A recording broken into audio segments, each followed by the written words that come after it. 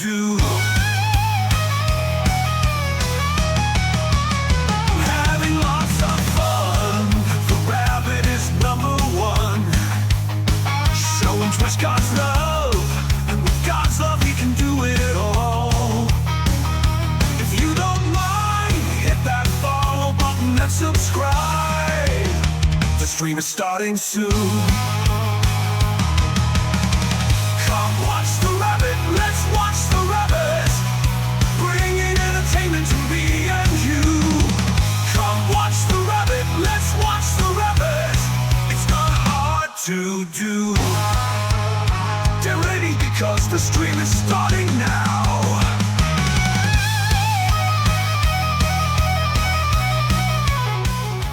How's it going, everybody? Welcome to another JRabbit87 stream. I'm your host, JRabbit87, and I hope you guys are having a wonderful day today. We got a little bit to talk about, and then, of course, it is time for our big RWF event, Survivor Series. Man, I am looking so forward to seeing how things play out. And I hope you guys are as well. Before we get into everything, though, let's go ahead and get our commands underway. So, as always, we are sponsored by our Lord and Savior, Jesus Christ. He has blessed both me and my wife extremely greatly. We want to make sure that we return His blessings by giving Him all the honor, glory, credit, and praise that He rightfully deserves. We also want to make sure that we are saying a huge thank you. Thank you to everybody who joins us today. It means so much to me that you guys take time out of your busy days to come and hang out with me. And of course, a huge thank you goes to our supporters as well, but I'll name them at the end of stream. New year, new you. Make it a reality with Mary Kay. Make sure to grab that link now and browse all the wonderful items that Mary Kay has in store for you. And if you have any questions, don't be afraid to ask my #wonderful wife, who is a Mary Kay consultant, and will be more than happy to answer any question you may have. Excuse me. Discord. We have one of those. If you have not joined our Discord and you would like to, feel free to grab that link there and join us over there on Discord. We've got tons of chat rooms, and we just love to see you there. Another place that we'd love to see you is over on YouTube. If you'd like to check out some of our past live streams, feel free to grab that link and join us over in the land of YouTube. If highlight videos are more your thing, then you can grab this link and head on over to TikTok while it lasts. I actually uploaded a whopping 12 highlight videos earlier today. So make sure to grab that link and check out all of our highlight videos before they are gone, in case the TikTok ban actually does happen. Last but not least, are ways that you can help support the stream if you would like to do so. Keep in mind that nothing is ever required, but everything is very much appreciated. More information on how you can help out is in the chat. So, before we get into tonight's event, y'all, life sometimes has a really funny way of working out. I've got to tell this. So, this is now twice this is kind of happening. Last week was Christmas, and we were supposed to have a stream on December 24th, Christmas Eve. And during that, sorry, I'm all tangled up and I'm trying to undo the tangly. So we were supposed to have a stream on the 24th, and it was going to be our very special Christmas edition of the Rabit Wrestling Federation. The last show before the Survivor Series, our big event. And then I get a text saying that my brother is going to be hosting a family get together for New Year's Eve. So I move everything around in the schedule. And we end up doing the RWF stream a couple of days early. Just to find out that just to find out that my brother got sick. So I could have done the RWF stream on its regularly scheduled day. But at that point in time, I already had everything set up, and I'd already done the stream. So it's like, what are you gonna do? Well, it happened again because they planned on having the Christmas Eve party. They pushed it to a New Year's Eve party tomorrow, which was supposed to be the original date for Survivor Series. Or my Survivor Series, the RWF. We were going to have it tomorrow. So I pushed back again the RWF stream to today, so that way, and put that I would have no stream tomorrow. That way I would have all day to be able to go and be with family and do all that. And boom, now his wife and kid are sick. So I canceled it. And again, I've got everything already set up. I have everything planned out to do the Survivor Series today. So, I don't know. I don't know. Does that mean I'm going to stream tomorrow? I don't know. Maybe my wife will. Maybe I will. Maybe I'll take the day off anyways. We haven't decided yet. But I had to share that interesting notion with you guys. But with that, we're going to switch our focus. It is RWF. It is Survivor Series. And ladies and gentlemen, have we got a massive show for you. 10 action-packed matches, every title on the line, and of course, that massive main event, a 4-on-4 War Games match between the Authority and the New World Order. And whoever wins gets control. Either Triple H or Eric Bischoff. Let me talk a little bit more about tonight's card. I will try to, I'm not going to go through individual stories here at the beginning. I'm just going to go over the card itself, and then I'll do individual stories before each match. So tonight, ladies and gentlemen, we are starting Survivor Series off strong as the Women's European Champion Shayna Baszler defends her title against Bayley. After that, we have the NWO Men's Tag Team Champions, the New World Order, Scott Hall and Kevin Nash, defending their titles against Elton Prince and Kilt Wilson, the team known as Pretty Deadly. After that, the Women's Tag Team Championships are on the line as Katana Chance and Kaden Carter put their titles on the line against Asuka and Kairi Sane, the Kabuki Warriors. After that, the NWO Intercontinental Champion 6 defends his title against Tyler Breeze. After that, we have the Pure Honor Champion Shawn Michaels defending his title against Bray Wyatt. Then we have a traditional Survivor Series match as the Misfits team up with Power and Glory to take on the Way and Shocks in 8-woman tag team elimination action. After that, the RWF United States Champion Macho Man Randy Savage defends his title against Main Event Jey Uso. And then we have the RWF Women's Champion Piper Niven defending her title against Yuri. Immediately after that, in our semi-main event match, we have the current RWF Heavyweight Champion Stone Cold Steve Austin defending his title against Farouk.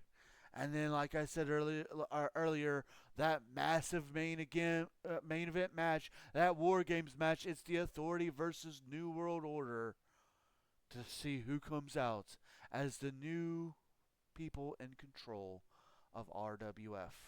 That is your card for tonight. I hope you guys are as excited as I am. Before we get things started, let's talk a little bit about this first match. This first match of the evening will be Shayna Baszler versus Bayley.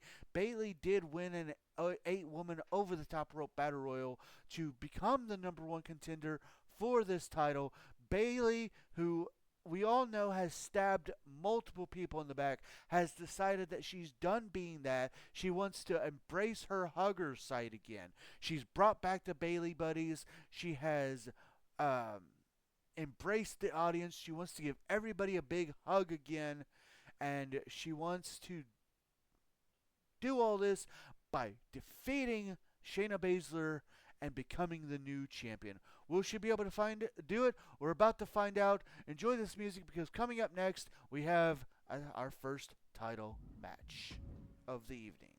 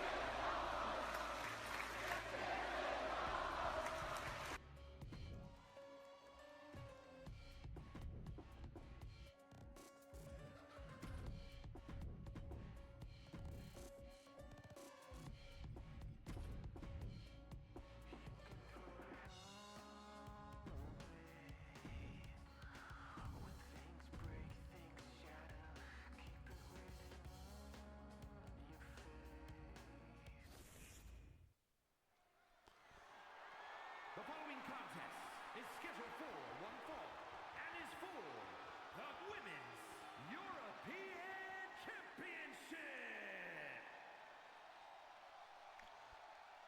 Welcome in, Bruda, just in time as we begin with our opening contest.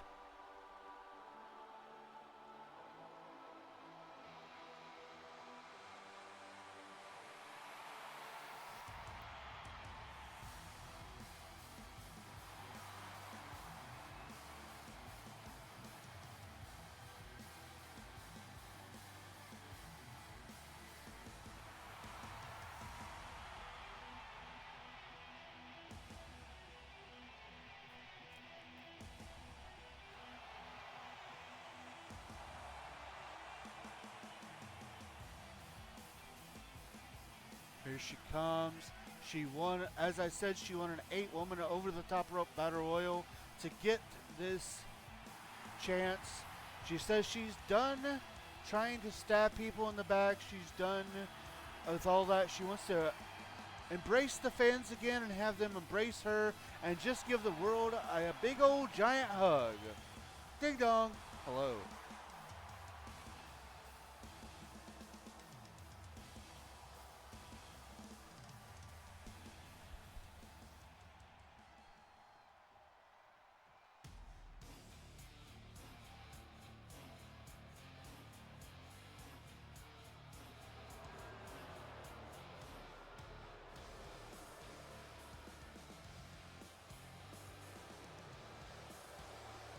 And here comes the champion. Hashtag ding dong. A very successful champion so far. The only member of the Hit Squad to win singles gold. And I gotta admit, I gotta give her credit where credit is due. She has not had any of the other members of the Hit Squad for any of her title defenses, like come out and like be at ringside. She truly is proving that although she's great as part of the Hit Squad, she's also great at just being by herself.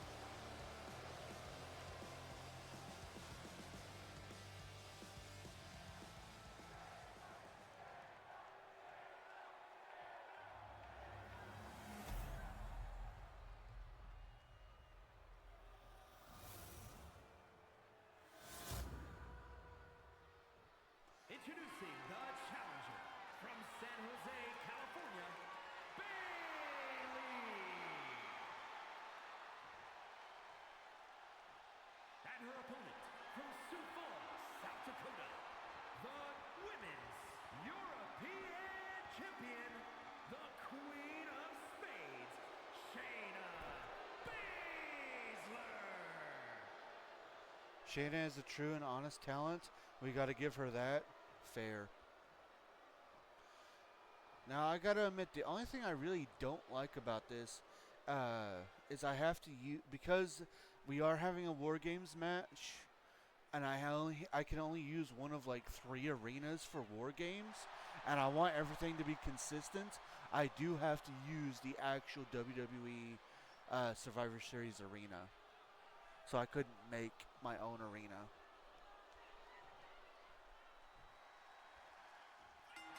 And this match is underway. Shayna Baszler starting off strong.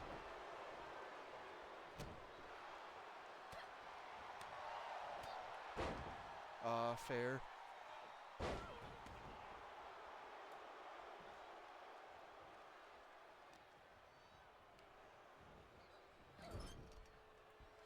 This, of course, will be the last show that we have for you, our last RWF show we'll have for you of 2024.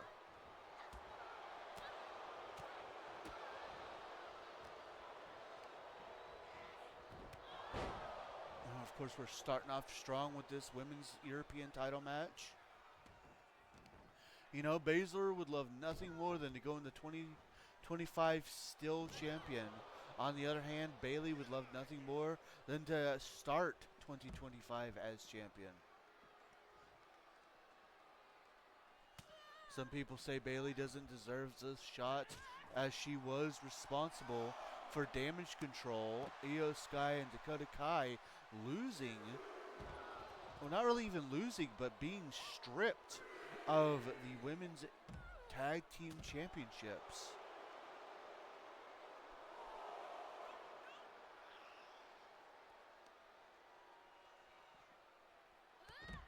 Bayley, of course, has apologized, claiming that's not her anymore. Oh, Bayley to belly on the outside here. Gotta be careful. Count of 6. The champion does have an advantage. The people who say Bayley doesn't deserve this just need a hug. Fair. And thankfully, the these two get back into the ring before a count out.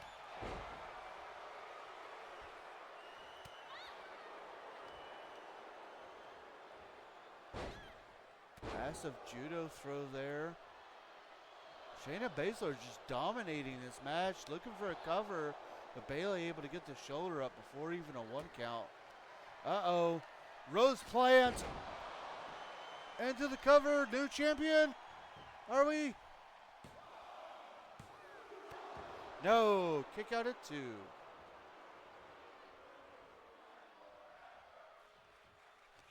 One thing that I can do is choose the referee. So we do have our RWF referee in here, or one of our 2 RWF referees. Oh, Bayley going for a swanton and missed. That could be an opening for Baszler, an opening that Bayley doesn't want her to have. That ref took an awful long time to start counting. Yeah. That's just the game, unfortunately.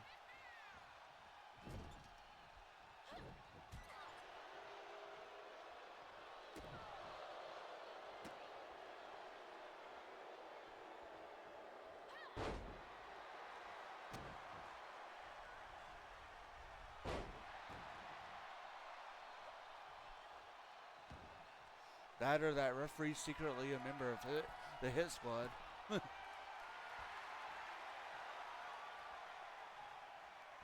Oh, cross body from the top rope into the cover. And another kick out at 2. Or perhaps it's hashtag crooked refs making a return. Another Bayley to belly. And uh-oh, Bayley perhaps looking for another rose plant. Oh, she misses.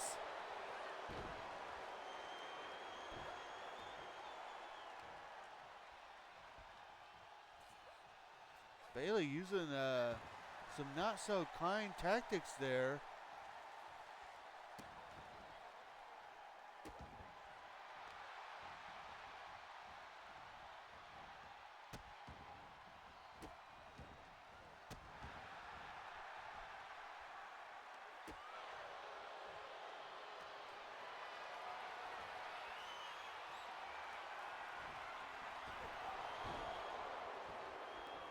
Shayna Baszler back in control, looking for the Azaka Street Cutter. She hits it. Uh-oh. Baszler looking for the Kita clutch.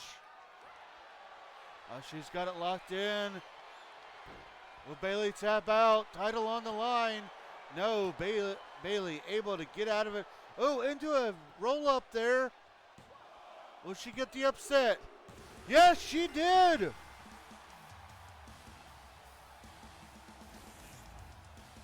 is your winner and new Women's European Champion, Bayley. Woo! Bailey has done it. She hug life. She has dethroned Shayna Baszler. Baszler's reign of terror is over. We have a new women's European champion. This is basic hugonomics. What a way to kick off this Survivor Series. And we're not done yet. Coming up next, we have the men's tag team titles on the line. To set this up, Kevin Nash and Scott Hall, part of Eric Bischoff's NWO, who we will see later on tonight in the War Games. The RWF president has stated that all current members of the NWO who have titles will have to defend them before they step foot into War Games. It all starts with the men's RWO or the men's NWO tag team champions Kevin Nash and Scott Hall. Their opponents are the team of Pretty Deadly, Elton Prince and Kit Wilson. Now, these two men, Pretty Deadly, they did not, because of this issue and the war momentum with the Authority, they have not gotten to grace the ring against the New World Order, and instead they have been doing very wonderfully and very dominant in six-man tag action. Tonight, though, it's only 2-on-2.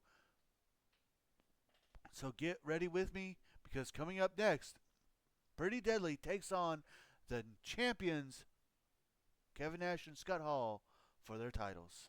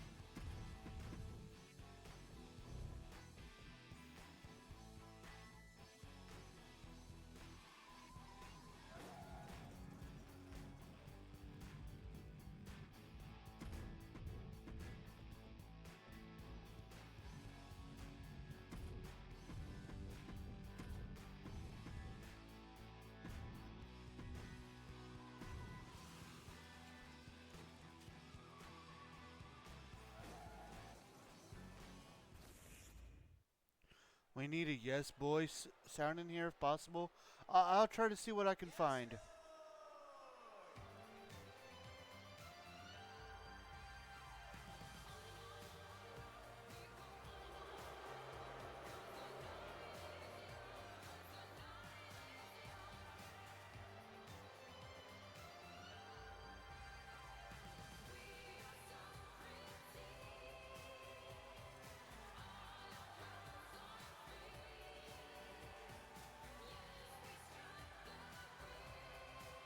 Yes, boy.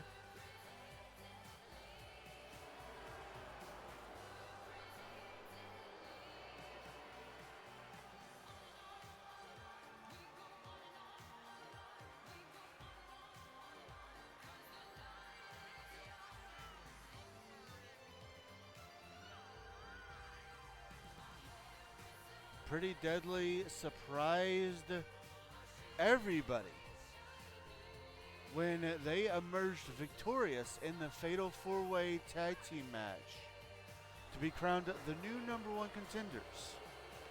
They would then go on to team up with the #1 contender for the NWO Intercontinental Championship, Tyler Breeze, who would become part of Pretty Deadly.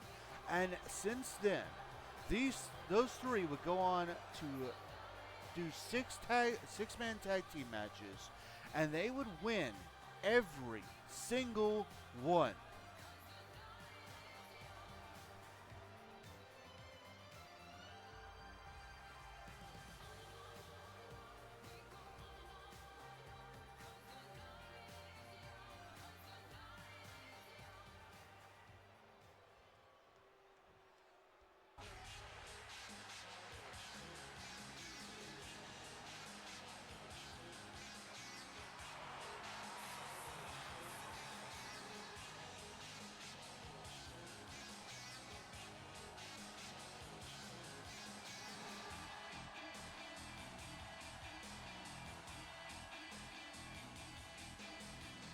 You know that these two are going to want to put this match away as soon as they possibly can, because they're not done tonight. They will be in that main event match, which means that they are going to war later tonight. Yes, boy, World Order, NWO.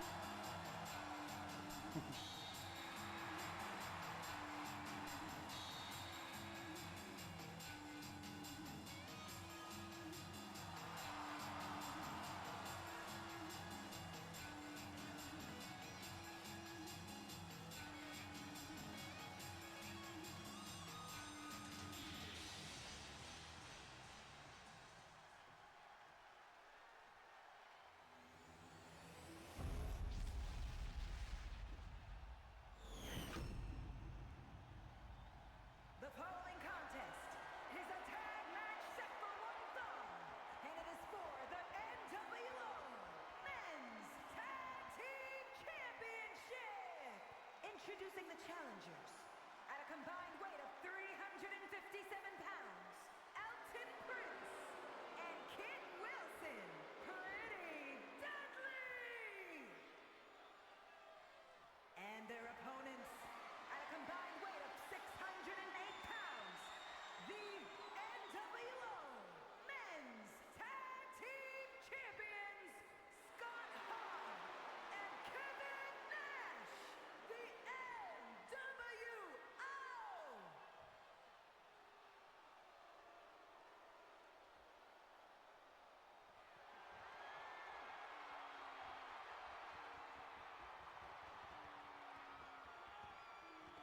This match about to get underway.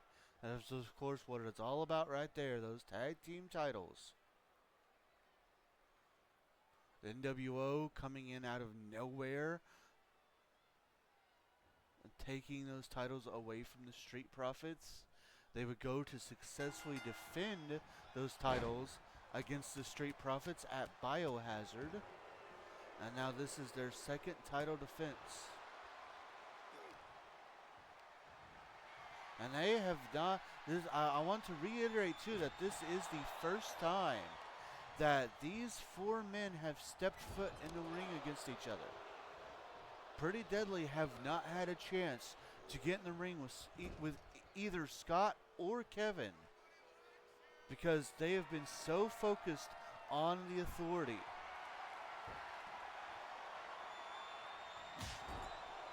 And there's already a Slim Jim in play.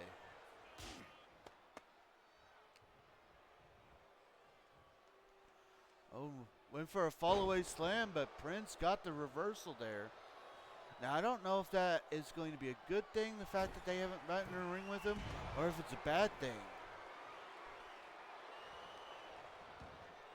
On one side of things, Scott Hall and Kevin Nash don't know how to deal with Pretty Deadly, but at the same time, Pretty Deadly doesn't really know how to deal with Scott Hall and Kevin Nash.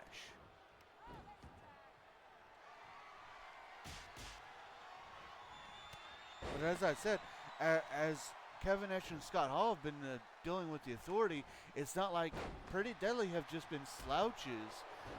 They've gone on to defeat such teams like the Brawling Brutes, the Alpha Academy,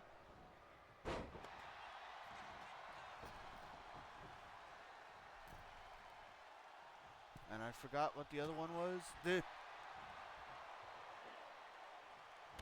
Ooh, massive atomic drop there.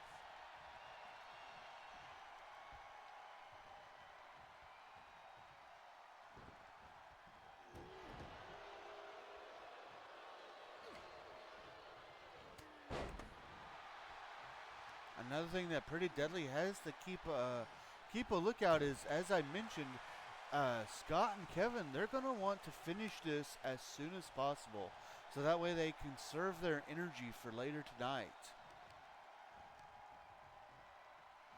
So they got to be careful for any cheating and anything that the NWO can use to their advantage.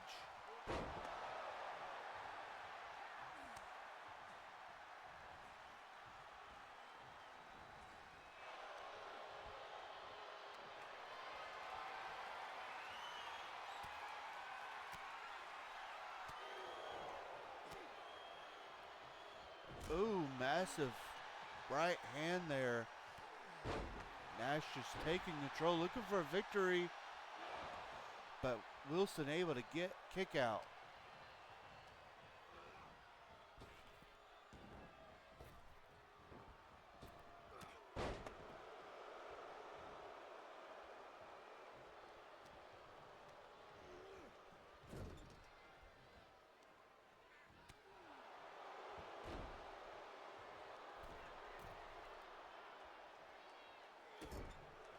Kit Wilson actually in control at the moment.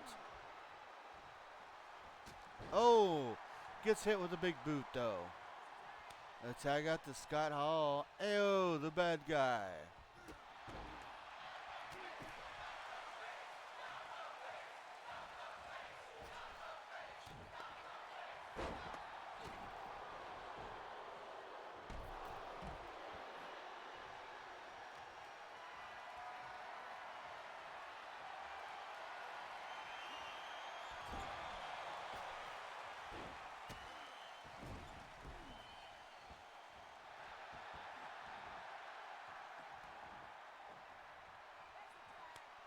Tag back out to Kevin Nash.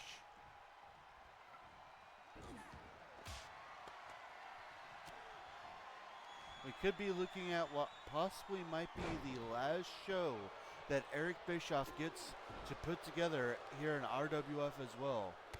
Think about that. Of course, be what's on the line in that massive main event.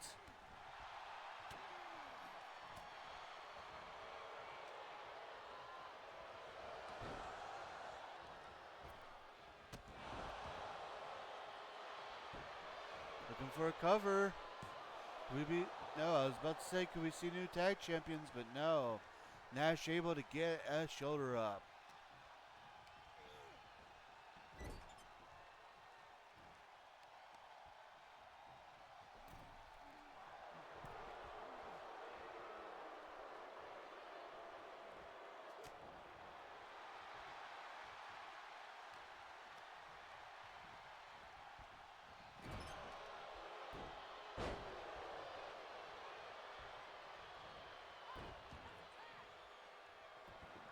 Tag to Scott Hall, but Prince looking to try to bring in a weapon.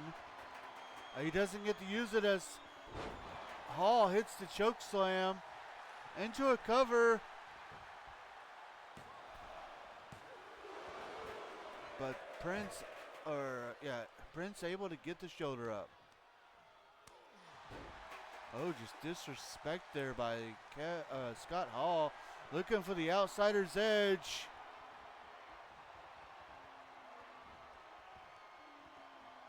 Oh, but a reversal by Elton Prince.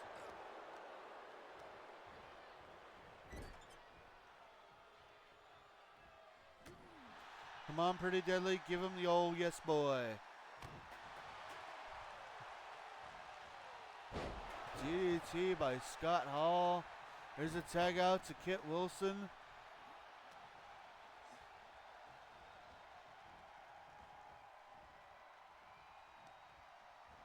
Hall trying to, using a stun gun. Oh, reversal.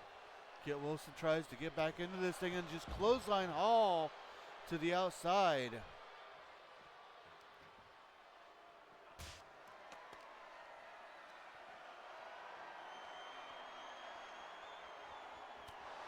Oh, massive gut shot there.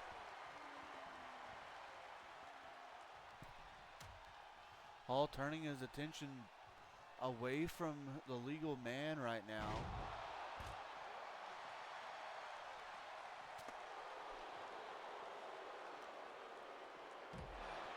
Ooh, I think that shot may have busted Kit Wilson open.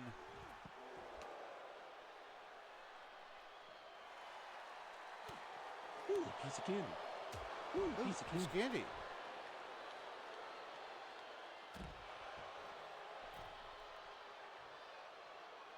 Ooh, piece of candy. Ooh, piece of candy. Welcome in, T. Welcome in. Reversal. Oh, massive discus punch. Looking for a cover.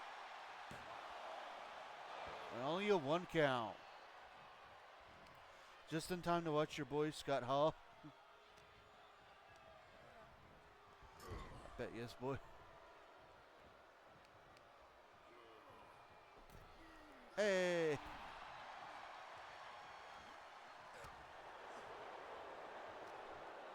Thank you. Right. You're welcome.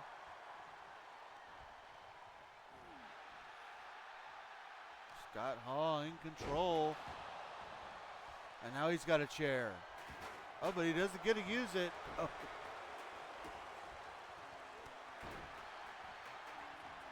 Tag out to Kevin Nash. Looks like I missed Amanda. Oh, she actually she was doing a lurk, but she was actually didn't do anything other than a small lurk. She's was the bird here before I came in? No. She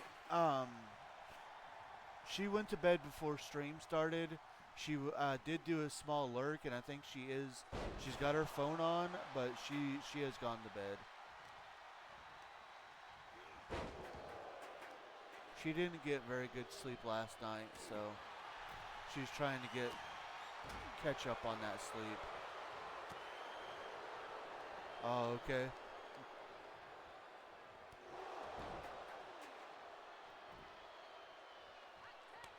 Fair. Tag out to Elton Prince.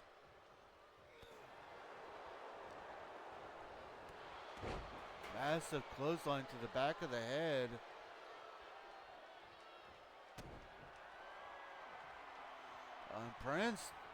Prince going dirty.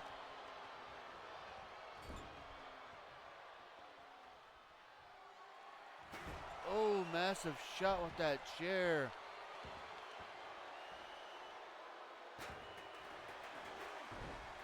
A double miss. Reversal by Nash. Oh, reversal by Prince.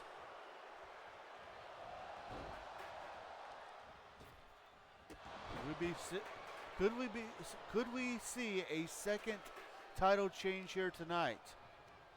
We've already had one so far. Our first match of the evening already done. There's a tag out to Kit Wilson. Double team action, a little heart attack. Shades of the Heart Foundation into the cover. Scott Hall nowhere to be found, but a kick out at 2.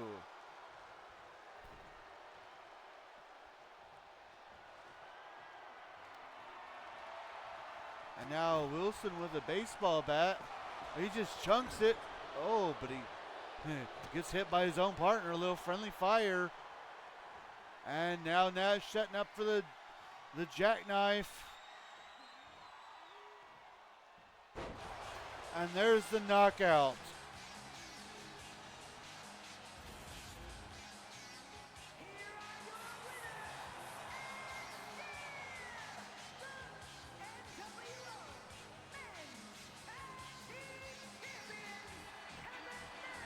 No boy.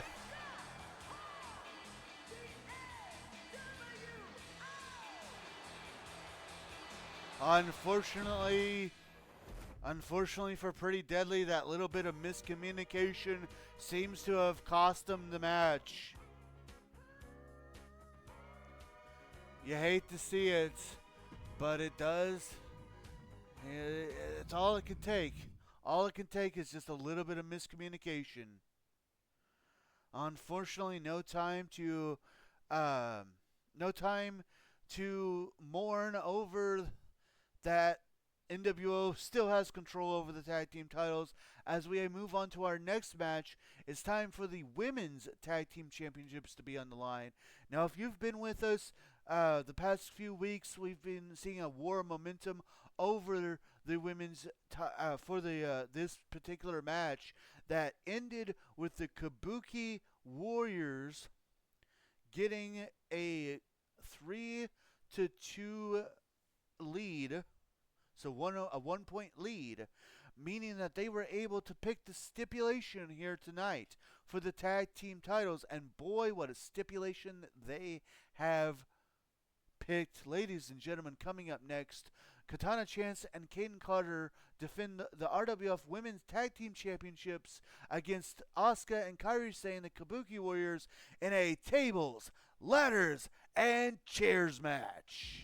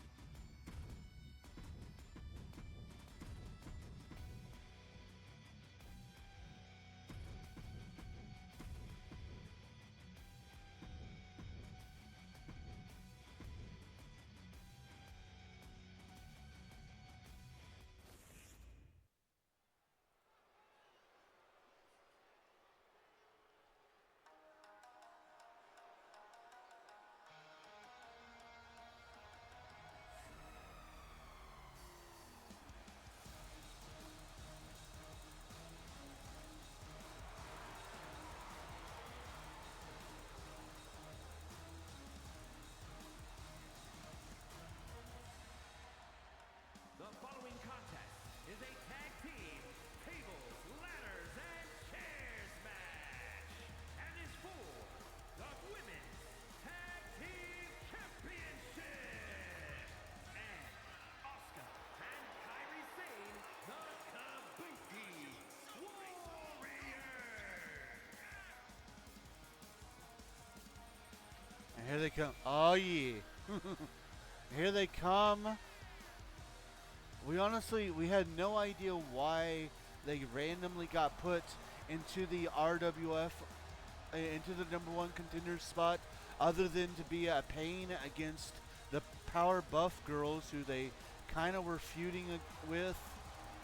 And they went and ended up winning the whole thing. Then, in the women's war of momentum, It was all tied up until our Christmas episode when they would go on to win that match, earning the right to decide what the stipulation would be for this match, and they of course chose tables, ladders, and chairs.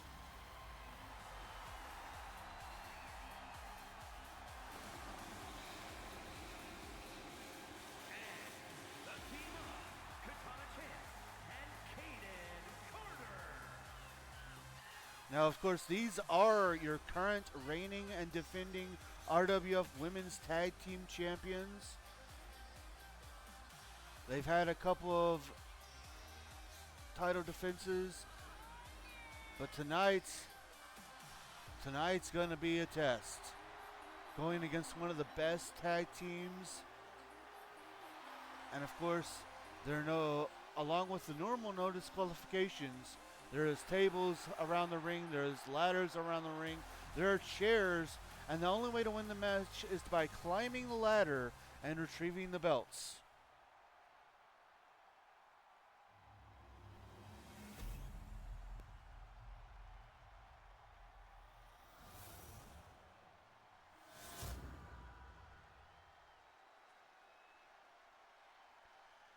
In case you were wondering where the title belts were and why they weren't around the waist, they of course are hanging above the ring. And this match is underway.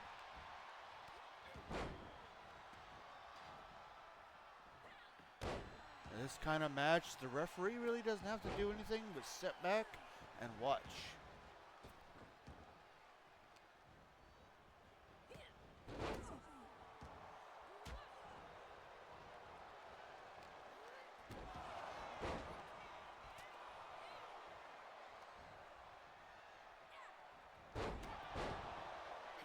Of course, I gotta say, I find it interesting.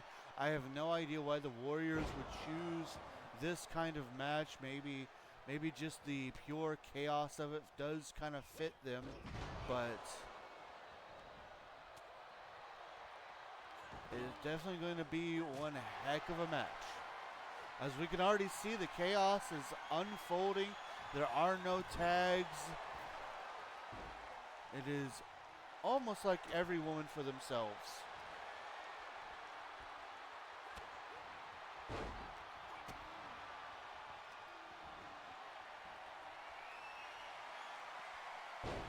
I can dig it. I like matches with ladders. They're fun, right?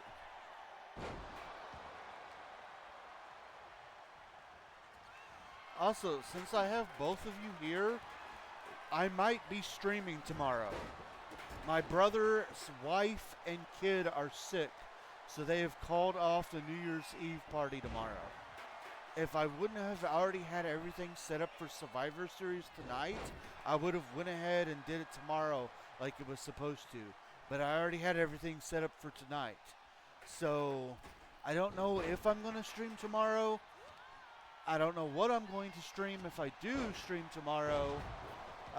So be thinking about that and all that. Man, these parties just keep getting rescheduled. I know, right? I mean, no, it's no fault. They're sick. I get it. It happens. And I'm going to keep them in my prayers because I don't, they are my family. But it's kind of like this is the second week in a row where I rescheduled RWF and I didn't have to.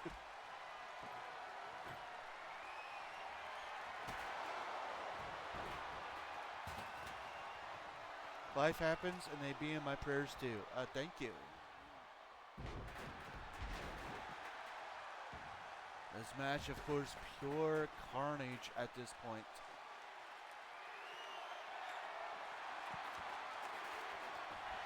The crowd chanting that they want tables.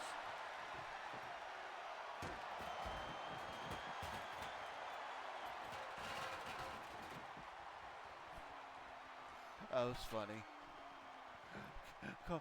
Carter put up the table, and Katana Chance entering the ring made the table fall flat.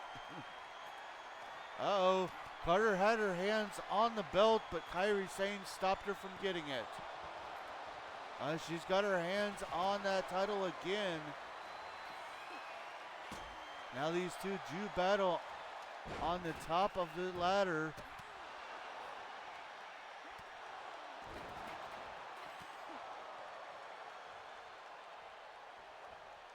Oh, massive fall. And Kairi Sane now has her hands on the title.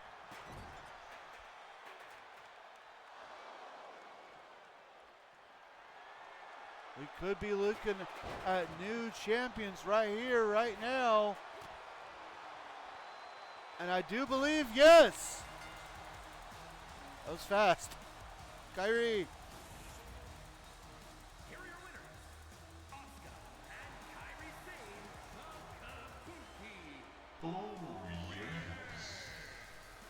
the Kabuki. Well, unlike Biohazard, so far we've had 2 title changes as the Kabuki Warriors end 2024 as the new tag team champions. Asuka now becomes a 2-time women's tag team champion.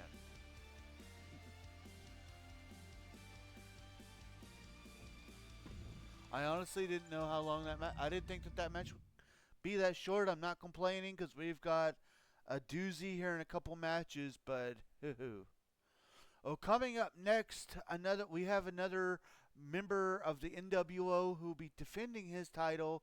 He, of course, his blah, blah, blah, blah. Let me try this again. Next up, we have the Intercontinental Championship on the line. Tyler Breeze, of course, won a 8-man over-the-top rope battle royal to be crowned. Oh, come to think of it, 75% of Damage Control are now champions. Right?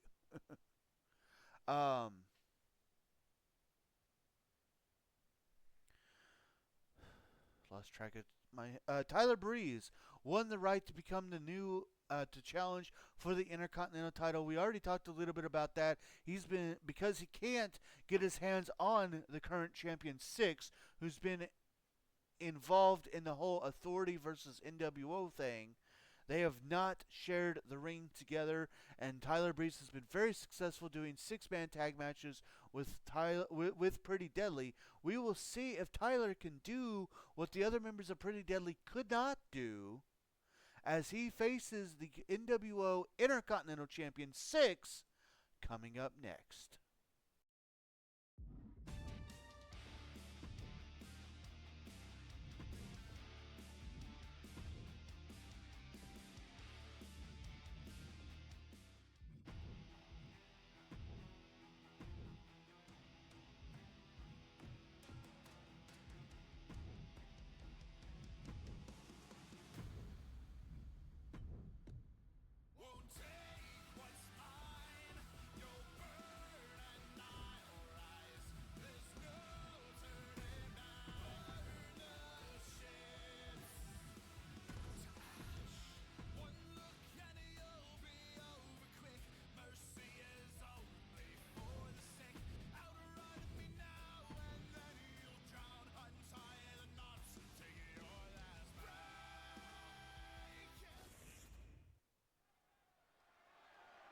The following contest is scheduled for one fall and is for the NWO Intercontinental Championship.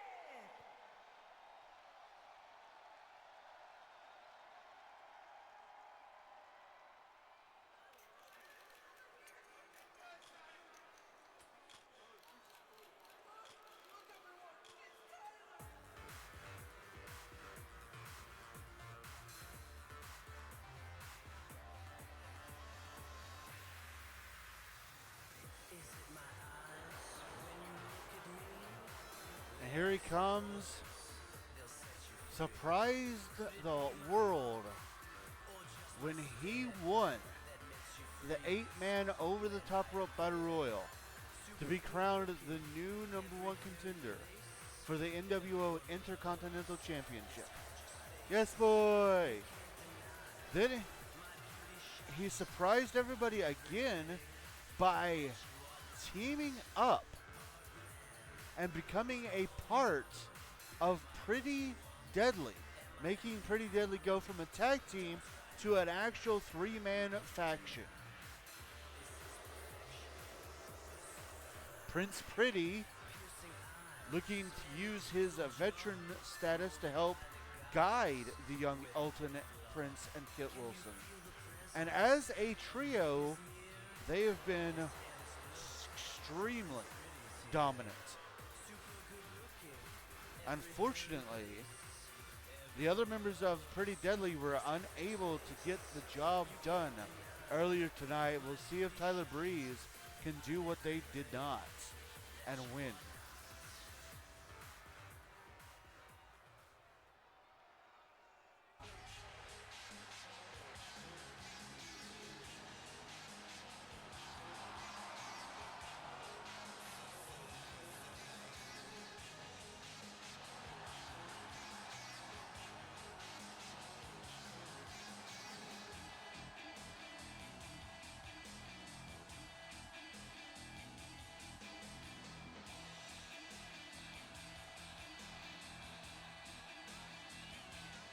And here comes the brash young Six.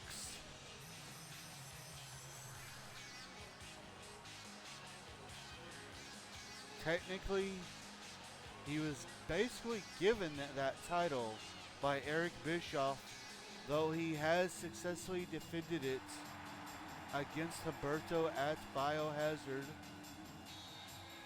And another man who is looking to make this match very quick, as not only is he in the War Games match later, he's going to be the second man. He's going to be the first man released from the cage. Of course, Scott Hall.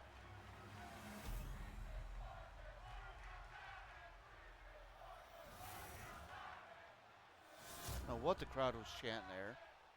Introducing the challenger from Seasonal Residences, weighing in at 212 pounds, Tyler Breeze.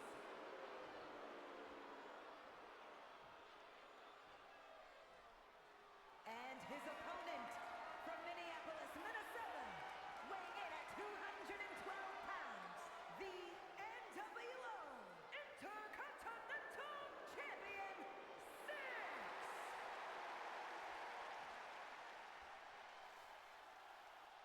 LOL from his seasonal residences.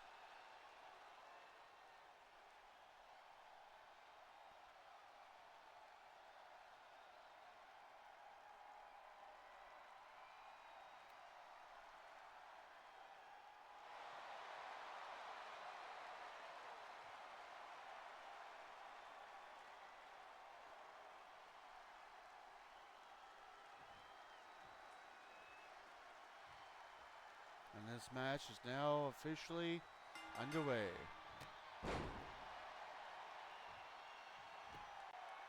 And Six looking to get an early start, or early win. And I said, that men's war game, of course, will be Scott Hall who starts things out for the NWO. But Six will be the first one released from the cage. And you got to also remember that he'll be coming in to a 2-on-1, basically a 2-on-1 match, because although he will be evening things up for Team NWO, I know his partner's gonna be pretty beat up.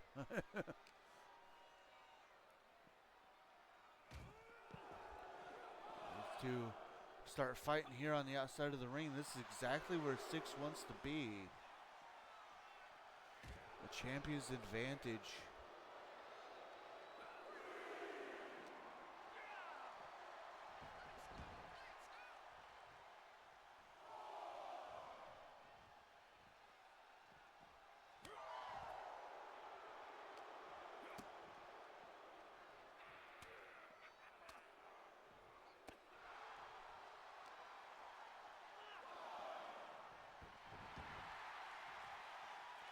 A little taunting there by Six.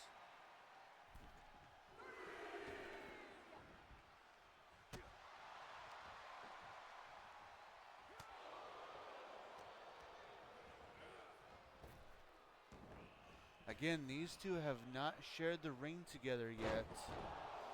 Beautiful DDT there. Six has been so preoccupied with the Authority that he has not had a chance to scout out Tyler Breeze.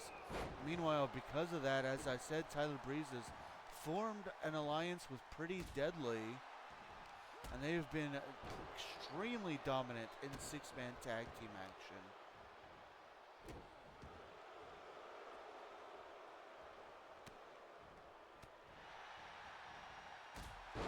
Beautiful drop kick there by the young Six Pac.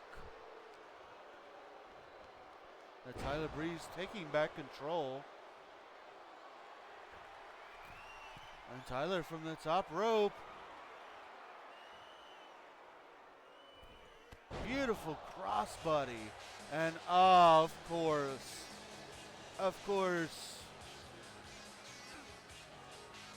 Wait, I don't see anybody. And Six taking advantage of the distraction, locking in the buzzkill.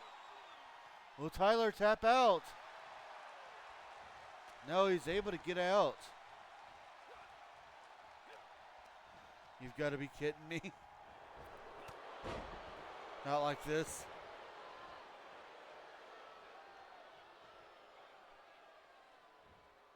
Oh, the disrespect by Prince Pretty himself. Get him, Tyler. And another beautiful crossbody.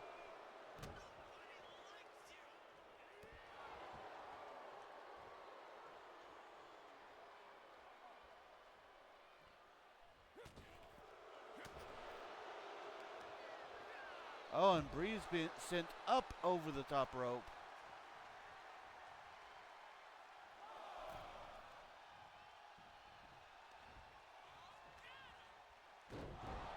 Ooh, knee drop there into a cover, but only a 1 count.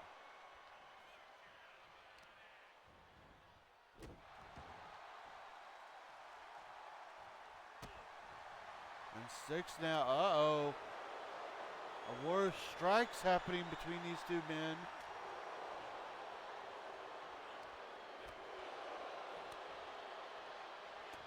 Each one trying to get control.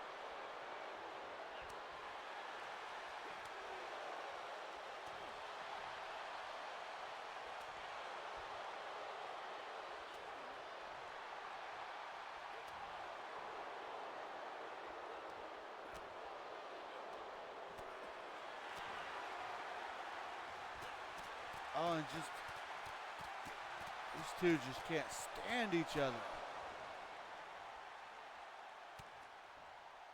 Oh, and again, Six Pac able to lock in the buzzkill. And there's the tap out.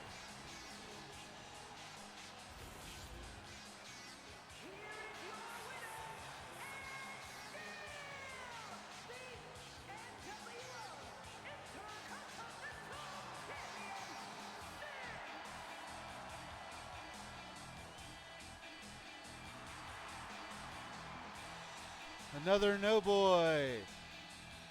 Oh man, this has got bad news written all around it because so far this has been a great night for the NWO. But you also got to wonder if these matches are going to affect these men later on when they go to war. Well, coming up next, we have possibly the most interesting and bizarre of all the matches and all of the stories that we've ever seen here in RWF. It all started actually during an 8-man over-the-top rope battle royal to crown a new #1 contender for the RWF Pure Honor Championship. Bray Wyatt had unleashed his mind games and redonned the evil, demonic fiend version of himself. as he entered this match, and it came down to him and the Heartbreak Kid, Shawn Michaels. And unfortunately for Bray, one super kick later, he's sent over the top rope, and Michaels would go on to not only win that Battle Royal, but he would go on to win the Pure Honor Championship. Bray would again enter himself into an 8-man Battle Royal to challenge Shawn, but he would once again be unable to win that Battle Royal. And after successfully defending the Pure Honor Championship at Biohazard, Bray Wyatt would go onto social media and start trashing Shawn Michaels, talking about Shawn Michaels' faith and how he's not a real Christian man, and how his talked about his past and drug usage and just a bunch of bad things. Michaels, of course, did not take very lightly to this, and it all came to a conclusion when Bray would challenge Shawn Michaels to a one-on-one non-title match, and Shawn would agree, and he would face the very weird, bizarre, again, the mind games, as Bray would put on his funhouse like version of himself. And unfortunately for Bray, this would not get him a victory, but as Michaels would win via count out. Despite this, Michaels would again get into a backstage altercation with Bray and end up following and entering Bray Wyatt's funhouse. The next time we would see him, Bray, in only the way Bray Wyatt can be, with his weird messages and weird promos and stuff, he would introduce us to an interesting thing, as we saw the Muscle Man Saturday Night's Main Event version of Bray Wyatt go one-on-one with a very much younger Shawn Michaels, back when he was like back around 2005 era Shawn Michaels. And again, though, Shawn would win via countout. The mind games would only continue. The mind games and bizarreness would only continue, as after that, again, we would have Bray versus Shawn, but this time it's the original cult leader Bray would take on Shawn Michaels from back when he looked like he was around the time in 1995. Like, very young Shawn Michaels, and this would actually prove to be Bray Wyatt's first win, as he would get the submission victory. And as though we thought that we couldn't get any weirder than that, and oh boy, did we ever. Because on our Christmas episode, we saw probably the most bizarre thing we have ever seen, as 3 different Bray Wyatts would team in a six-man tag match against 3 versions of Shawn Michaels. Despite that, the team of, well, Shawn, and Shawn would get the victory. And that has led us to this match here tonight, after the RWF president himself has apparently sat down with both men. They have come up with some solutions to everything. So, up next, we do have that title match, but I want to make sure that I let you guys know exactly what all you're about to see. So, yes, the Pure Honor Championship is on the line. Bray Wyatt has demanded that we get the darkest version of Bray Wyatt versus the purest version of Shawn Michaels. I have no idea what any of that means, but that is what he has demanded. The president has demanded, win or lose, Shawn Michaels be reverted to his original, oldest version of himself. Bray has agreed to that. That is what we're about to see, ladies and gentlemen. I don't know what exactly this means. Purest versus darkest. All I know is, coming up next, Shawn Michaels defends the RWF Pure Honor Championship against Bray Wyatt. And it is Falls Count Anywhere.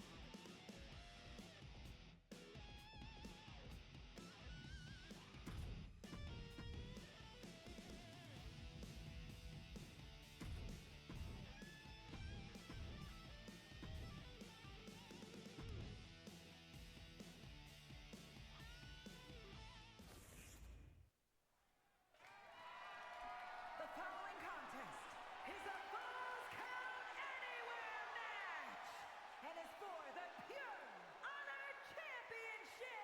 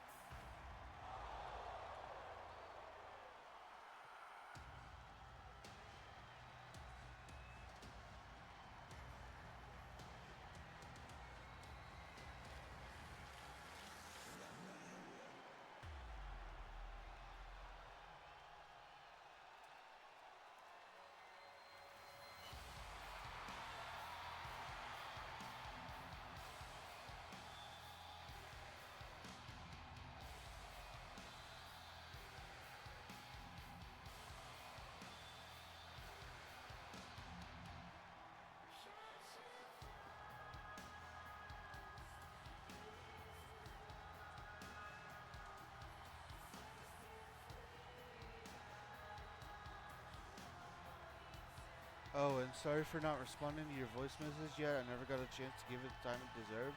You're okay, Broda. Man, I love the mask and lamp. Those are the coolest ones I've ever seen, to be honest. Well, I guess we now know what Bray meant by the darkest version. Not only this isn't just the Fiend. This is the Fiend turned up to 11.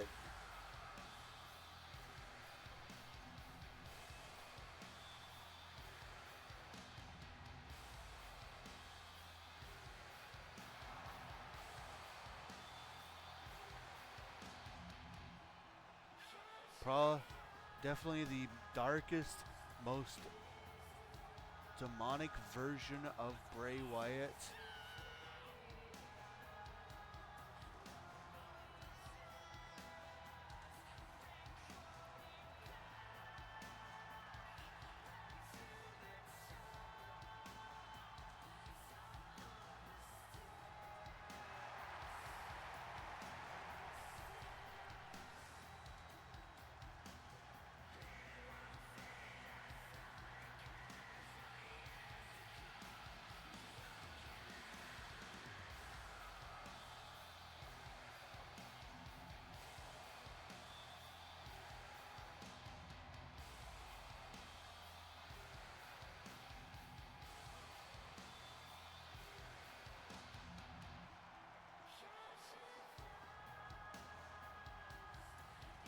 The mind games of Bray Wyatt in full effect.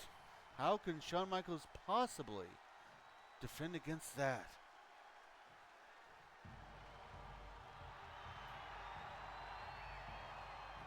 Oh, so that's how Shawn Michaels literally ascending from the heavens here.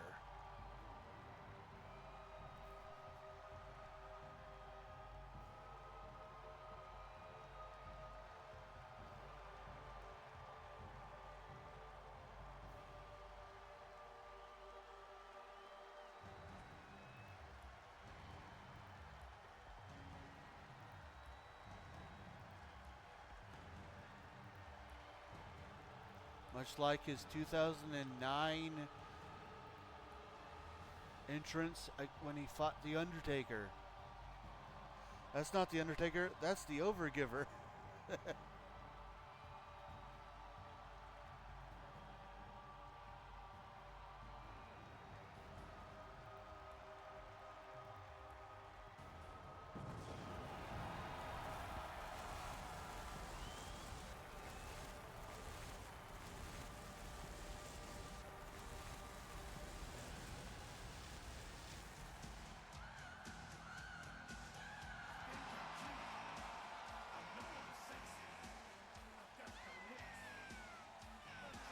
What an entrance by our Pure Honor champion.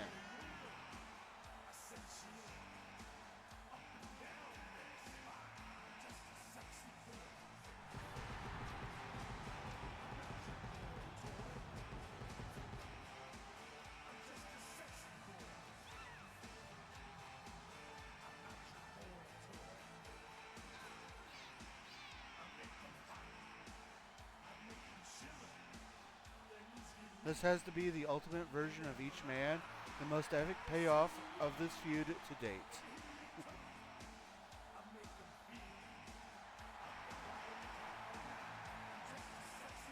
I'm just glad you guys are enjoying the storyline.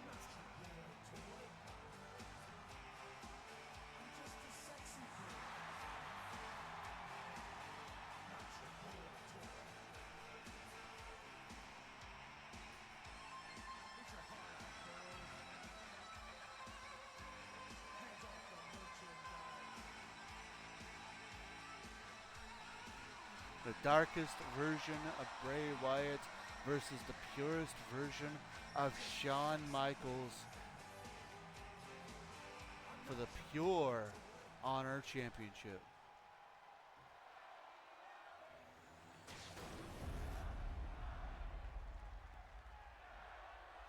Yowie wowie chant by the crowd here. Introducing the challenger from parts unknown, weighing in at 285 pounds, the Fiend, Bray Wyatt!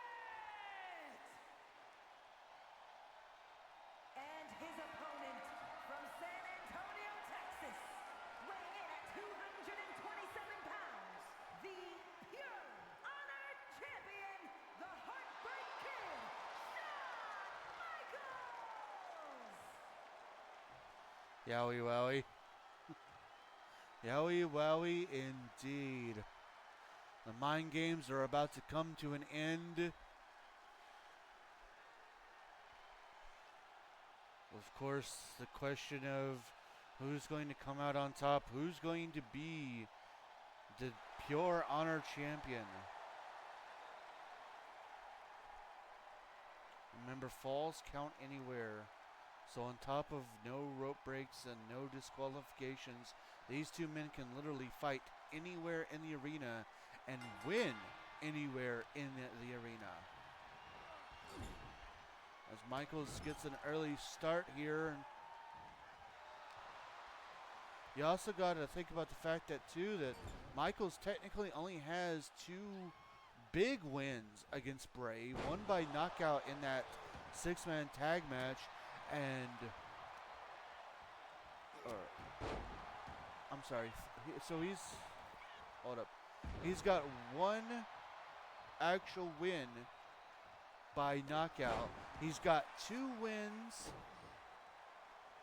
by count out and a loss by submission. And that's one of the reasons this match was made a Falls Count Anywhere match. There will be no count out, no champion's advantage.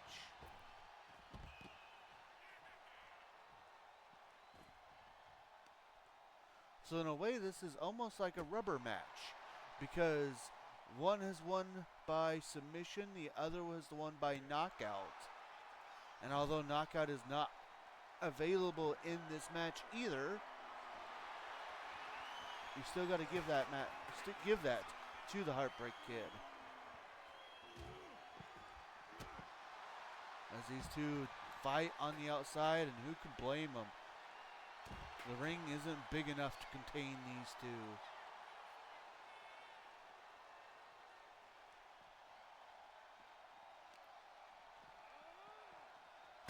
Ooh. Sitting to the steel steps.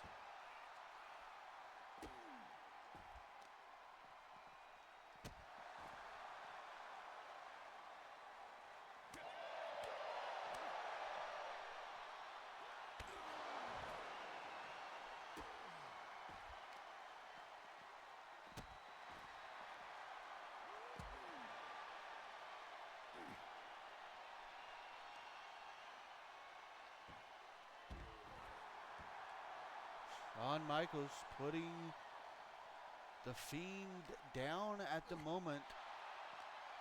And just as I say that, the Fiend takes back.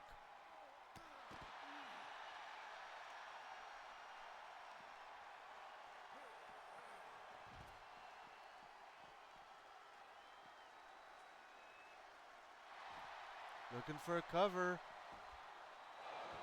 And only a 1 count.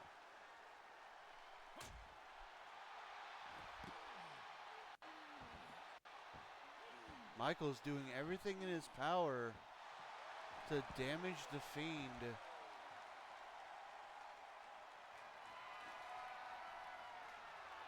Oh, there's the Slim Jim.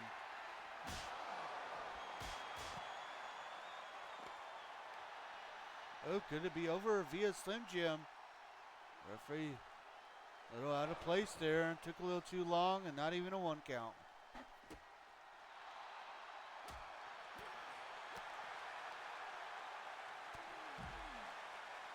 More punishment here by Michaels. And again, who can blame him with all of the torment that Bray Wyatt has put Michaels through? Uh-oh. Sweet chin, no. Bray Wyatt able to get out of harm's way there. Massive power slam into a cover. Title on the line, but a kick out at 1.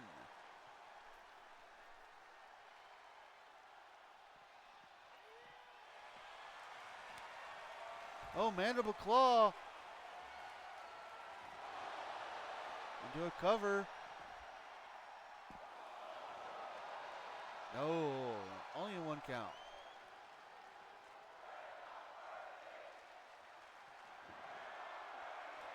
Now it's Bray's turn as he brings out a ladder.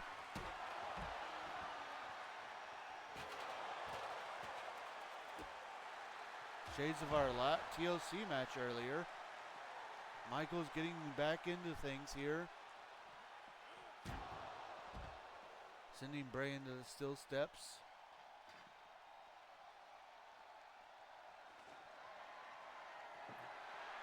Oh, and there's the Firefly Funhouse door. And Michaels, I guess, decided, just wanted to destroy the door, maybe.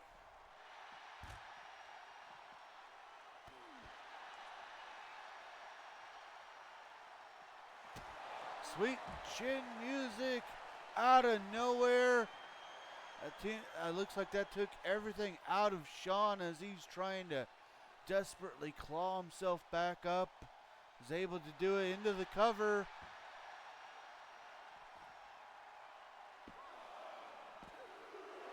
And a kick out at 2.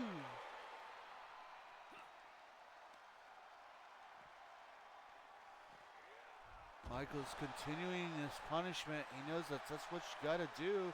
Looking for another pinfall attempt. And that was it.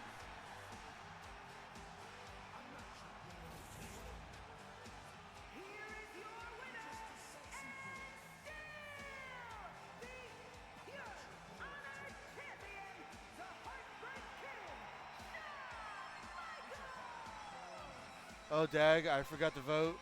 No. Well, it looks like the pureness of Shawn Michaels' faith has proved, I guess he's proved himself worthy. Michaels comes out on top. and has successfully defended the Pure Honor Championship.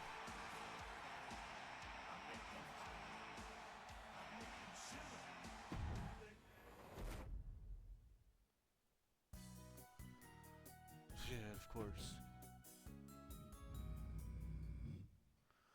Well, emojis. Those like grim emojis. Coming up next, we have a bit of traditional Survivor Series. We have a traditional Survivor Series match. So it all started with Cora Jade and Michin, who feel that you, all the RWF fans, have not given them a fair shot. That you put all your time and attention into people who don't deserve it, aka Shotzi and Tegan Knox. You put your attention on them when you should be putting your attention on Michin and Cora Jade. They have said that they're done with the fans. They are done waiting around for their opportunities, and they're going to take it by force. They did that by combining forces and creating a new tag team calling themselves the Misfits. They've been actually pretty successful too. Then, in a stroke of we're going to follow their lead, Liv Morgan and Raquel Rodriguez did the same exact thing, forming a tag team known as Power and Glory to again, because to just say, forget you fans, we're going to take what we rightfully deserve. On the opposite side, you have, of course, the most popular tag team in RWF, Shocks, the team of Tegan Knox and Shotzi, who claim that, they love the fans. The fact that the fans have supported them so much means the absolute most to them. They do it for the fans, and whether the fans want to cheer them or boo them, they'll always do it for the fans. On that same spectrum, you have a new team of Indy Hartwell and Candice LeRae, The Way, who believe too. They say that they're not the most popular tag team. They may kind of get glanced over by the fans themselves, but they still do it for the fans, and that should be the reason you do anything. Well, we're going to. These four teams have kind of been at a little bit of a war. Well, tonight we're getting traditional Survivor Series, a traditional Survivor Series match. We have an 8-woman tag team match as Cora Jade, Michin, Liv Morgan, and Raquel Rodriguez takes on Candice LeRae, Indy Hartwell, Shotzi, and Tegan Knox. And the best part, it's elimination, which means when you get pinned, submitted, or knocked out, you must go to the back. And the match continues until every member of one team has been eliminated. That match coming up next.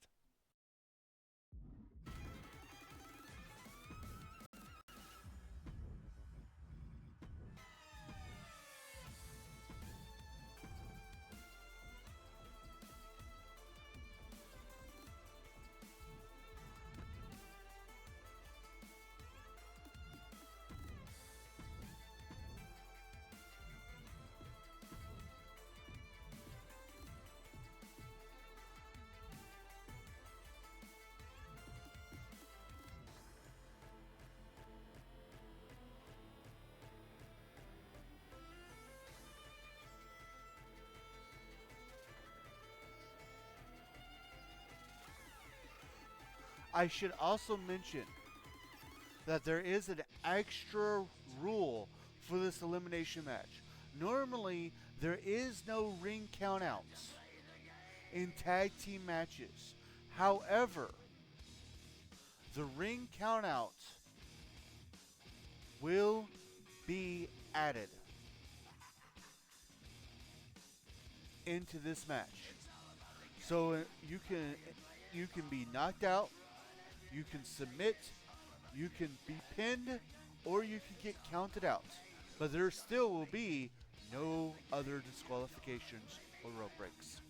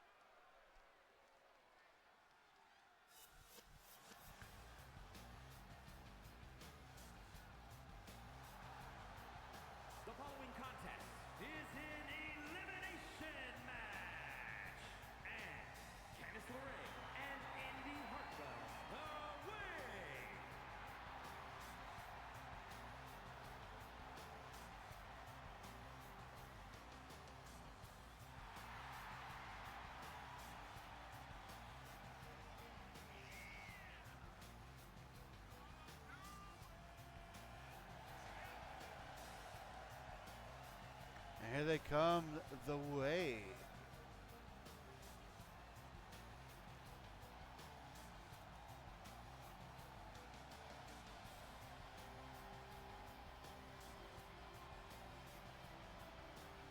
The team of Candice LeRae and Indy Hartwell.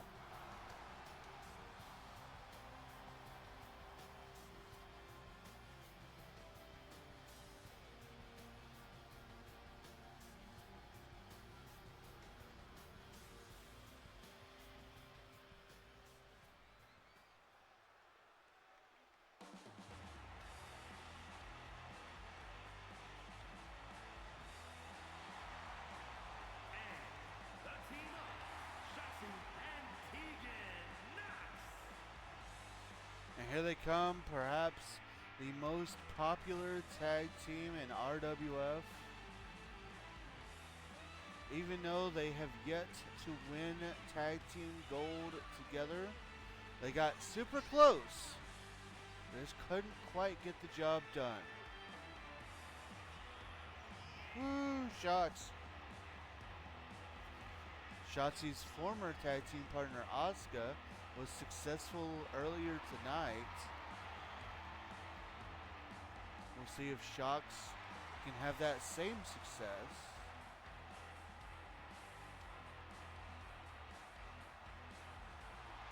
I said Shocks, I meant Shotzi.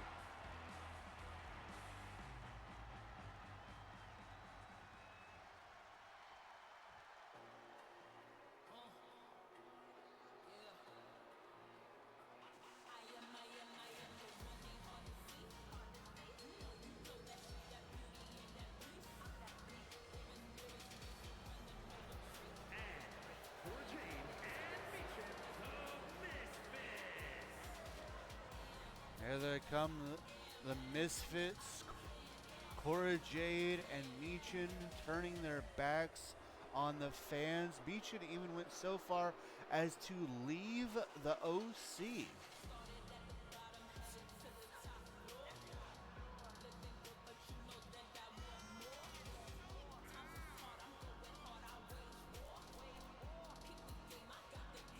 The two of them have said they're starting a new revolution for all the women who are looked over by the fans, who wouldn't know real talent if it hit them in the backside. Their words, not mine.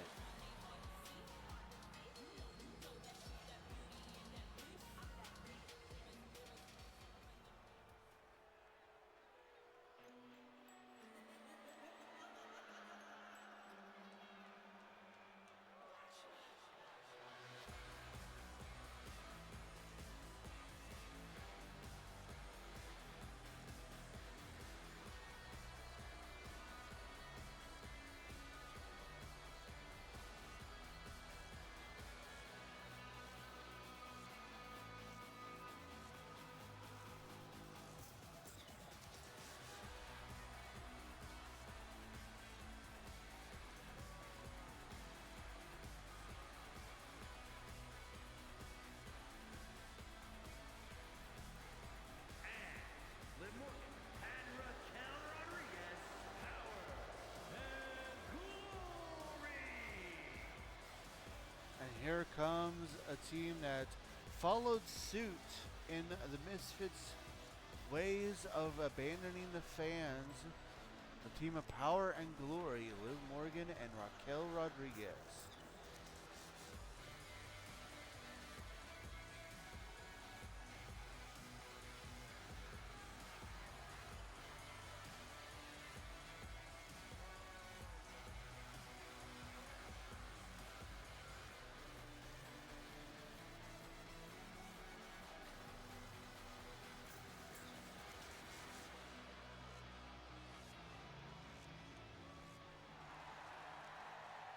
This match is underway. It will start with Candice LeRae and Cora Jade.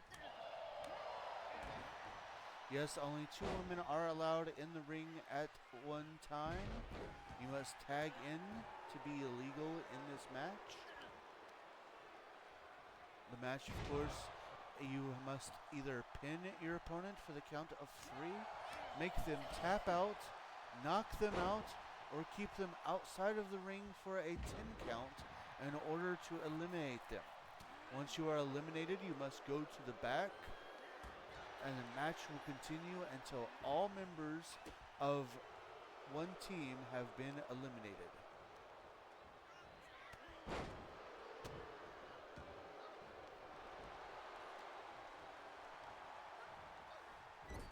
I want to thank everybody for joining us so far with this massive, big event. What a way to end 2024 and to showcase RWF as only RWF can be. And with action that only RWF can bring. Well, will bring, I should say, not can.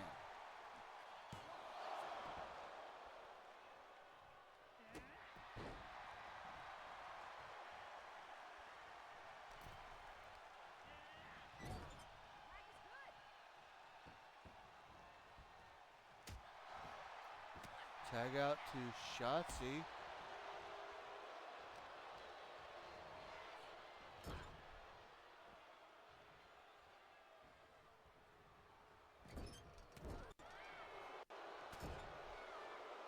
Poor Jay just viciously assaulting.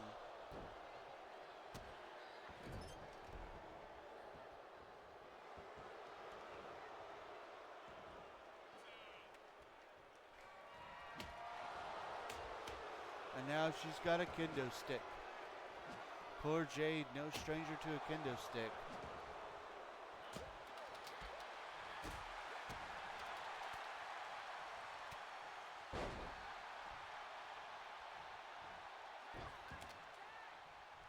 Tag out to Tegan Noxie and Meechin.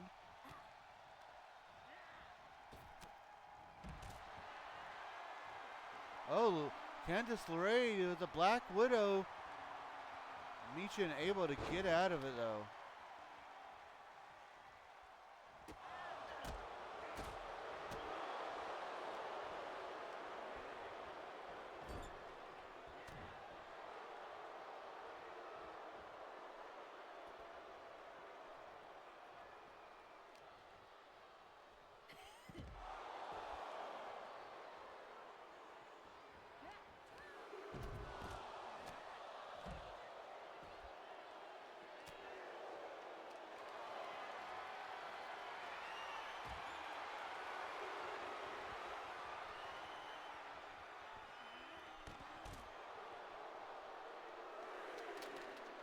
Meechin and Candice LeRae taking the fight on the outside here. They do got to be careful as LeRae goes for the wicked stepsister. She does hit it. There's a count of 6. We could be looking at our first elimination. LeRae, she needs to watch out. Count of 8. She's able to get back into the ring. Not wanting to win by count out. Maybe a stupid decision in all honesty as Indy Hartwell comes into the ring. This is the kind of match where if you can get the numbers on your game, if you can get the numbers in your advantage, the match will be a lot easier for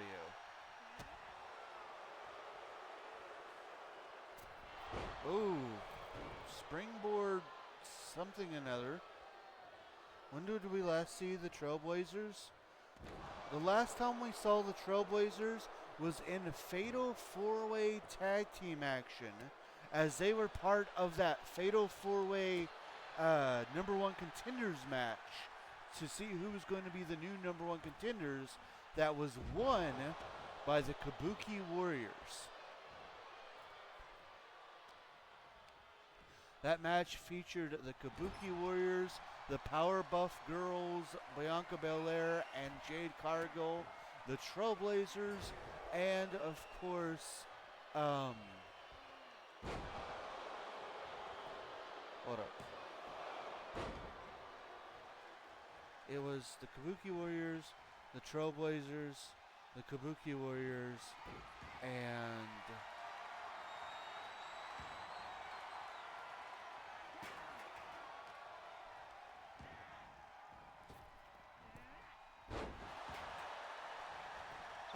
don't remember. I'm gonna look it up.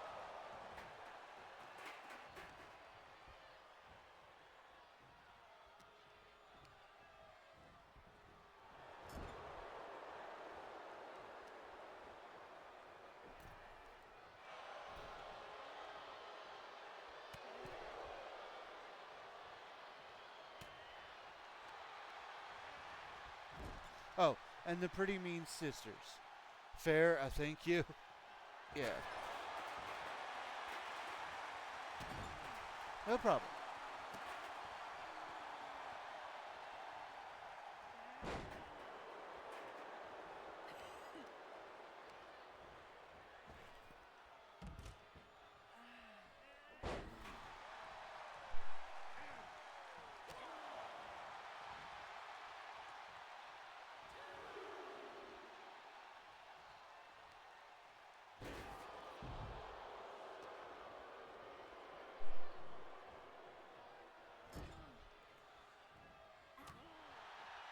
Meechin and Tegan Knox tearing things up right now. Ooh, taking out Indy Hartwell. Oh, set out power bomb by Meechin.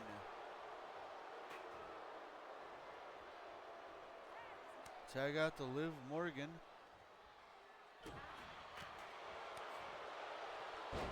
Ooh, backstabber by Morgan into the cover. And a kick out of 2.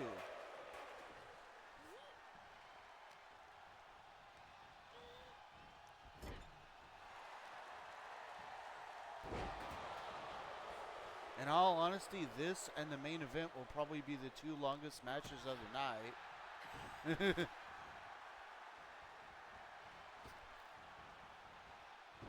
Liv Morgan with that single knee face buster. Going after the chair now. There are no disqualifications, so that chair is legal to use. Choke slam by Tegan Knox, who tags in Candice LeRae. Long yet very entertaining.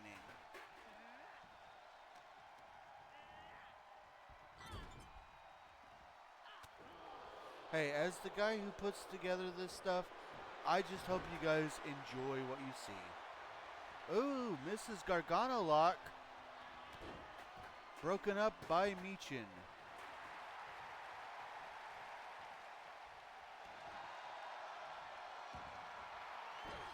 Tag out to Raquel, who takes out LeRae, who's a little bit too busy taunting.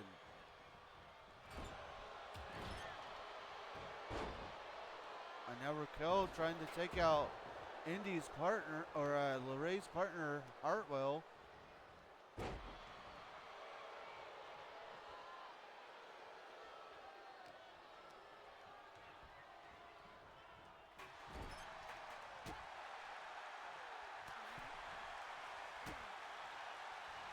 LeRae back in control here.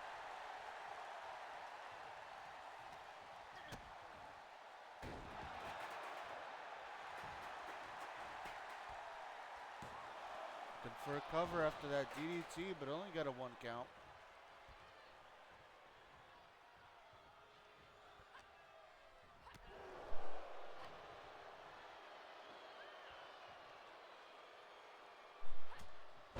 Ooh, massive move there by Raquel.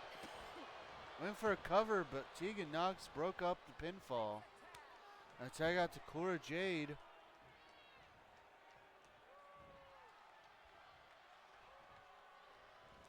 Oh, Shiranagi, or the sliced bread by Cora Jade into the cover, but Hartwell breaks up the pinfall.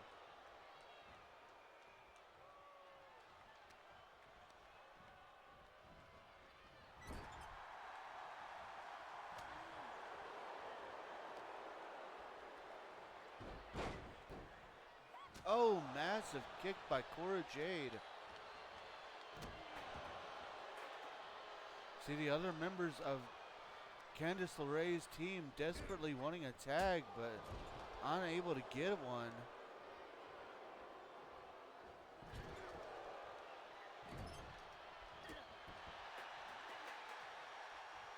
Reversal by LeRae. And Cora Jade able to stay in control for the time being as LeRae again tries to reverse, but Cora Jade just stopping her at every turn. Oh, but a little miscommunication there, and LeRae's back on top. Never mind.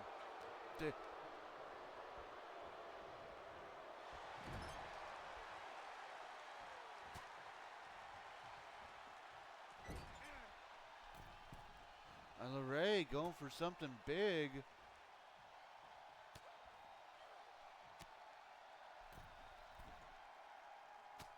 Perhaps going for the Avalanche Poison Rana. Yes, I do believe. Yes, there it is. Avalanche Poison Rana.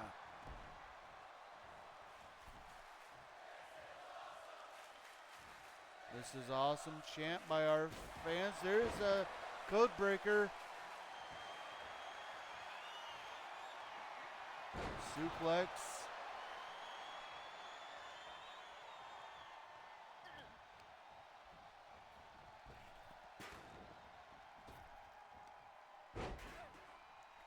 And now LeRae again going for the Wicked Stepsister.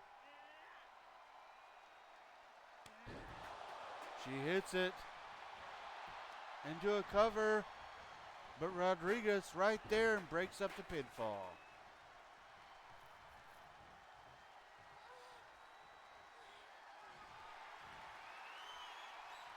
And now LeRae again looking for the Mrs. Gargano lock.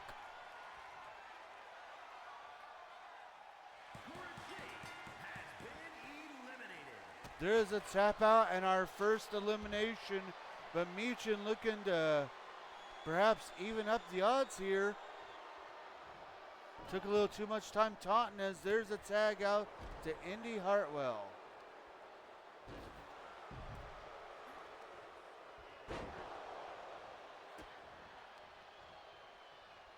Hartwell going for a DDT into a cover.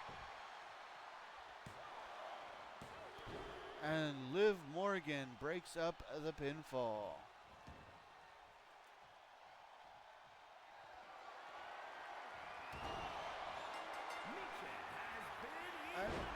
Now it's down to a 2-on-4. 2-on-4 as Michin has been knocked out. The Misfits are out of this match. It is down to Power and Glory versus all four other women.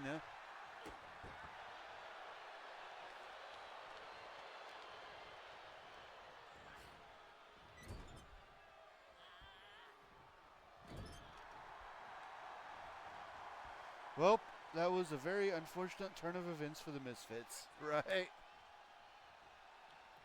Tag out to Tegan Knox.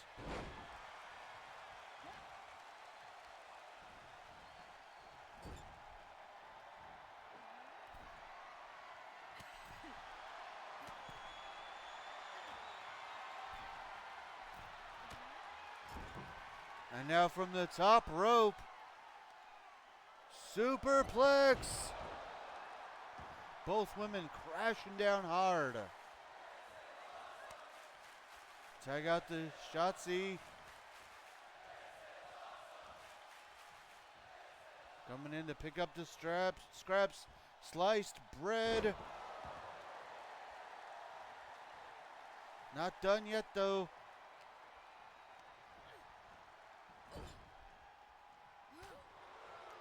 A reversal by Morgan. Oh. Shotzi trying to take out Raquel there. Took her eyes off of Liv Morgan though, allowing Morgan to get the advantage.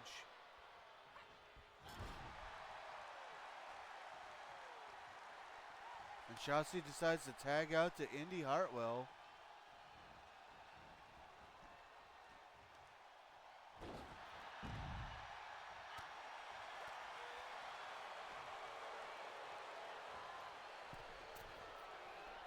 Oh, missing that springboard drop kick. Liv Morgan continues to fight though. Uh-oh, gets countered. Power bomb into a cover. A kick out at 2. That could have been very bad for Raquel. She was almost at a 4-on-1 disadvantage.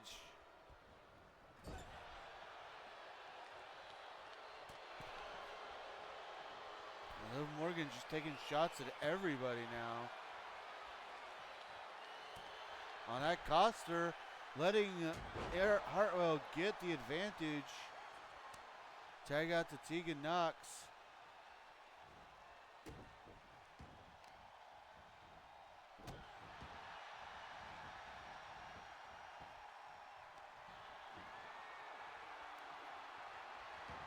And out comes the Slim Jim.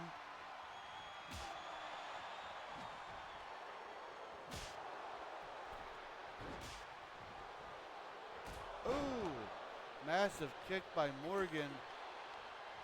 But it wasn't enough to put, oh, there's a choke slam into a cover.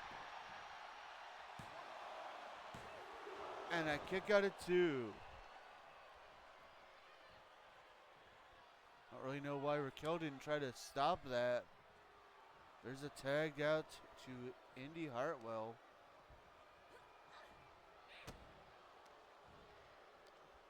And Hartwell. Oh, there's an elimination. It is down 1-on-4. Just pure dominance by the Way and Shocks. But now the powerhouse of Power and Glory, and honestly the entire side of Power, Glory, and the Misfits, Raquel Rodriguez.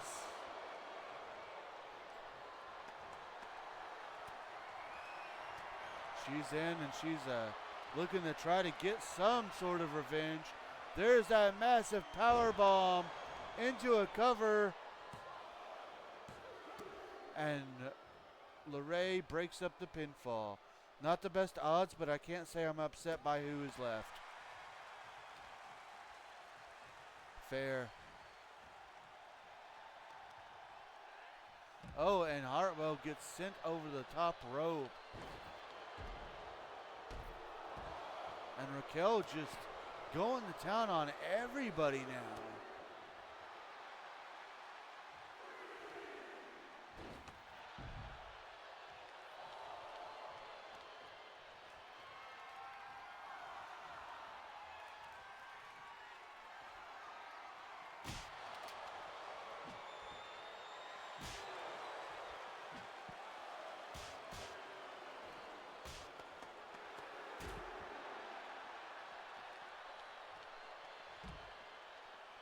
And Indy Hartwell out here with Raquel.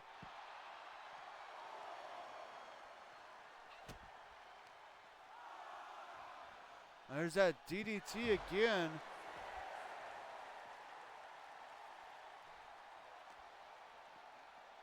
And Hartwell says, no, I don't want to end it by count out.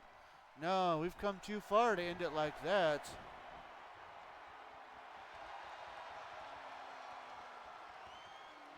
From the top rope, and she misses. Miscalculated that, and that might be the opening that Raquel Rodriguez needed. Using that power.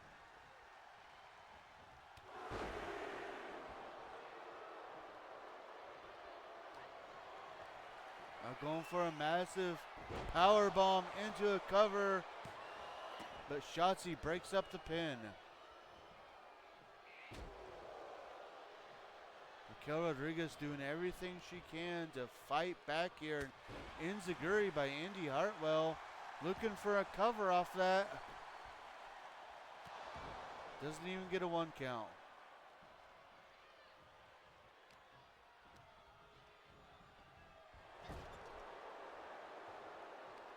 And again, Raquel takes her eyes off of Indy for a moment, and that's enough for Hartwell to get the advantage. There's a tag out to LeRae. Oh, massive double team. Oh, knee to the face, into the cover. Oh, and somehow 2.9999999. Raquel Rodriguez kicks out.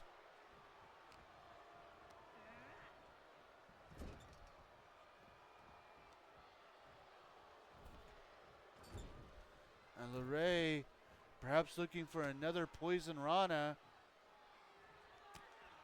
Raquel trying to battle back, but yeah, it looks like LeRae, it looks like she's getting her in position. There it is. Looks like that took a lot out of LeRae, but now Candace to the top rope. Massive diving splash.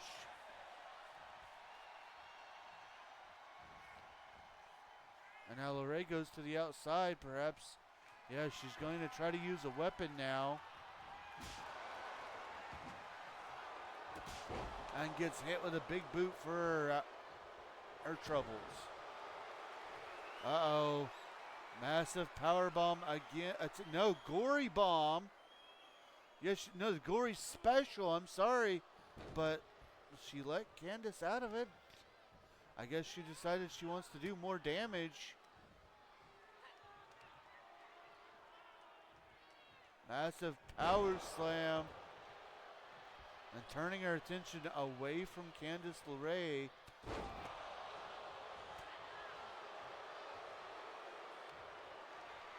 Uh-oh.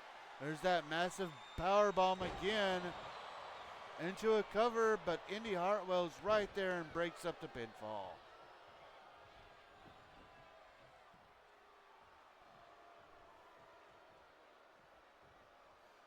And Raquel going to the outside, bringing out a baseball bat and going after Hartwell with it. Perhaps a little bit of revenge for breaking up the pinfall, but LeRae trying to get a little bit of breathing room. Meanwhile, Raquel goes after Shotzi. Oh, massive choke bomb, choke slam, two-handed version. Shotzi wants to end this match so bad, but LeRae is just down.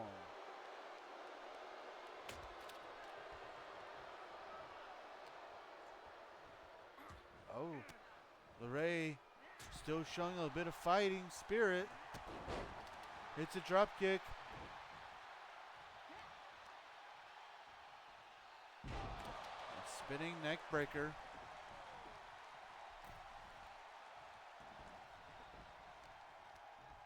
Rodriguez trying to gain control.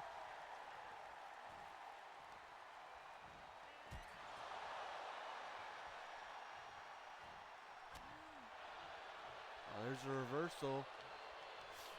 Rodriguez with an opening. Hits a sidewalk slam.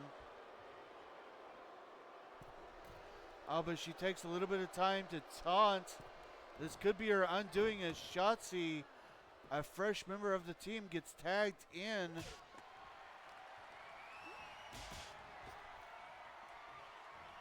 Spinning neckbreaker by Shotzi. In all honesty, Raquel should not have done that taunting. She should have just stayed on. And there's a dive, but Raquel able to sidestep her.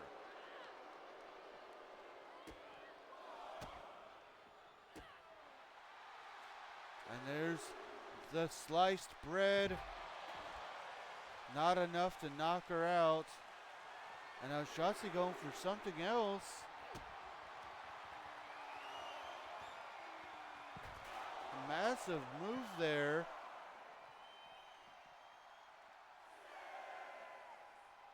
Shotzi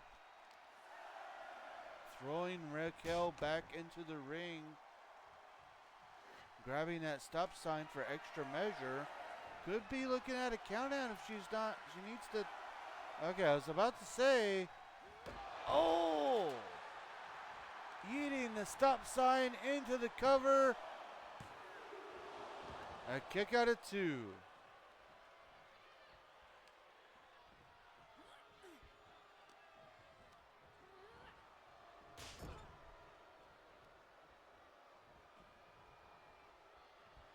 Exploder suplex into the ring, into the turnbuckle there.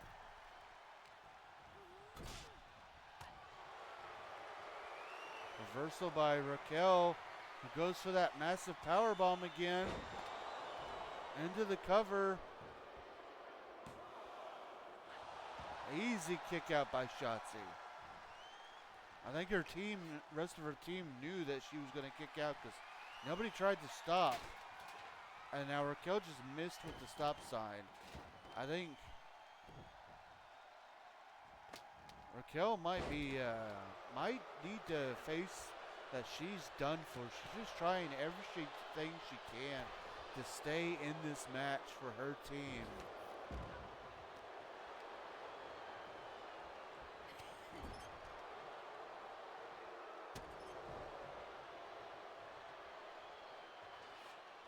And again, trying to use that stop sign, and she's just swinging and missing. And now it's Shotzi's turn to kind of, I guess maybe she got knocked a little loopy there. Still able to kick out at 2 though.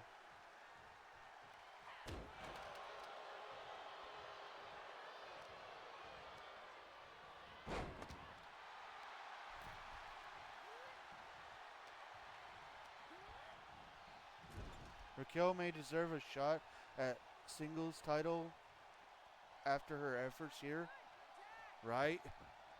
The tag out to Indy Hartwell, who hits with that DDT and gets the knockout and the win. A clean sweep for the good guys. The team up is ready. Indy Hartwell, Shotzi, and Tegan Knox.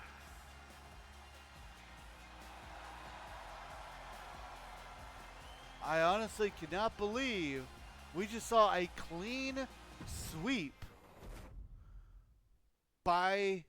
in that match. Wow. Yep.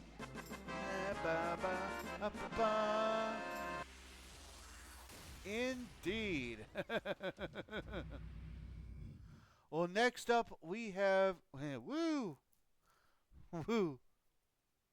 Next up, we have the RWF United States Championship on the line.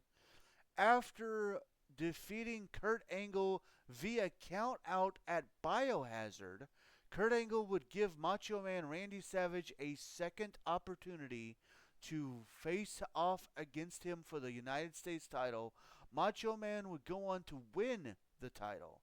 Then, in an 8-man over-the-top rope battle royal, main event Jey Uso would come out. Oops, I voted for the wrong team. LOL. Oops. Main event Jey Uso would come out on top and surprise everybody by winning that #1 contendership.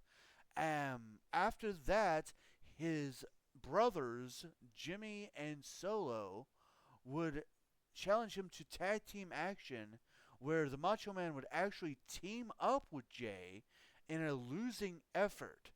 And then for our Christmas episode, we saw the brother versus brother match, as Saint Mick was special guest referee, and main event Jey Uso was able to successfully get the pinfall victory and win that match. That is all leads up to this title match, where Macho Man Randy Savage defends against Jey Uso. Coming up next.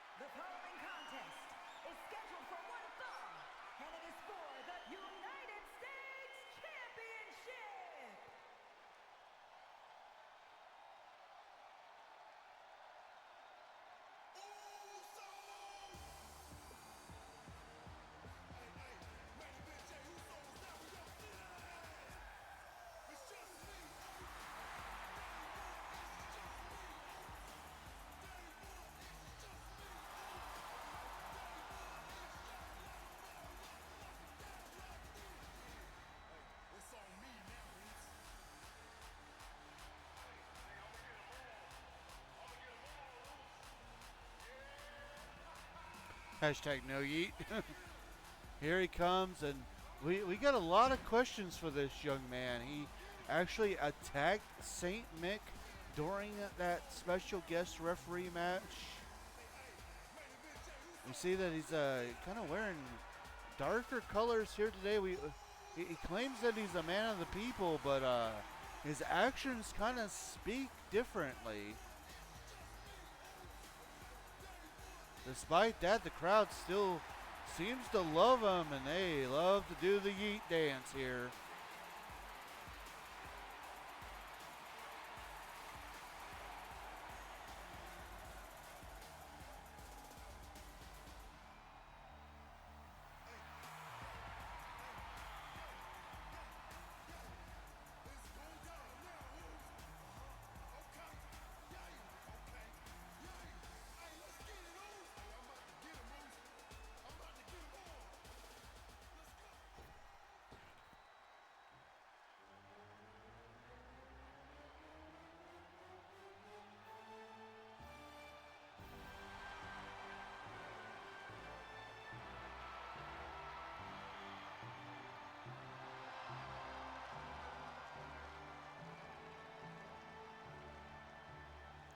And here he comes, the current United States champion, taking his role as United States champion very, just to the next level, dressing in all red, white, and blue with tights featuring Old Glory itself. Macho Man has always been a rather unique individual. But you know, tonight the cream will rise to the top. Snap into a Slim Jim. Oh yeah. Dig it? Oh yeah, the cream always rises to the top. It's the Funky Monkey himself.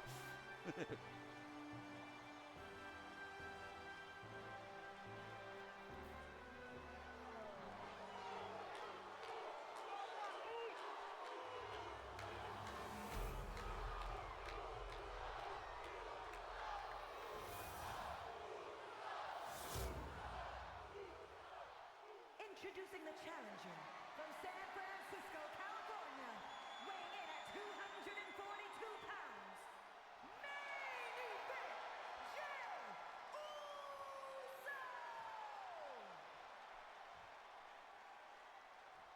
And his opponent from Sarasota, Florida, weighing in at 239 pounds, the United States champion, Macho Man Randy Savage!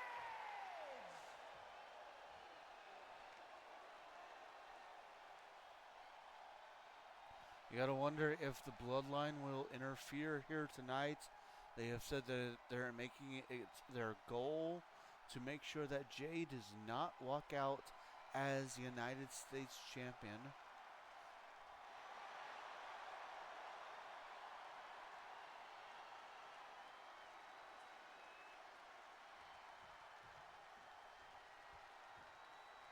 We, of course, will see as this match is about to get underway. And here we go. Both men trying to get an early stop and miss. Macho Man getting the first actual hit in. A good old-fashioned airplane spin. Macho Man surprising everybody when he came to the aid of Jey Uso when Jey needed a tag team partner against Jimmy Uso and Solo Sikoa. Despite Macho Man coming to Jey's aid, though, Jimmy would end up doing the Uso splash to get the knockout victory against Jey in that match. Then Jey would go on to challenge Jimmy one-on-one match at our Christmas special with Saint Mick as the special guest referee. And although Jey would end up coming out on top of that, again, the fact that he did attack Saint Mick during that, granted he got attacked back, but still, leads a whole bunch of questions. Meanwhile, Macho Man Randy Savage, this will be his first title defense here tonight after winning the title from Kurt Angle.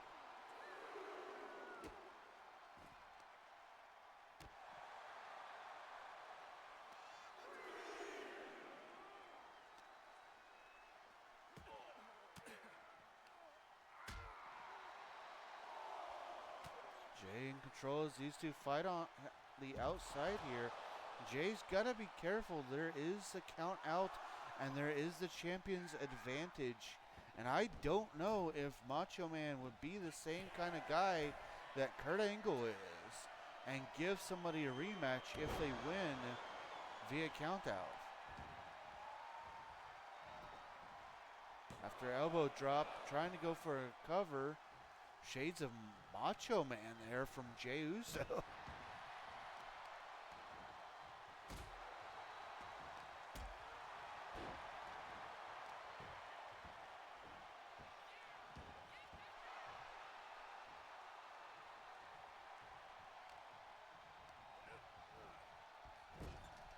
And now Macho Man in control. Oh, only for the moment as Jay takes back control.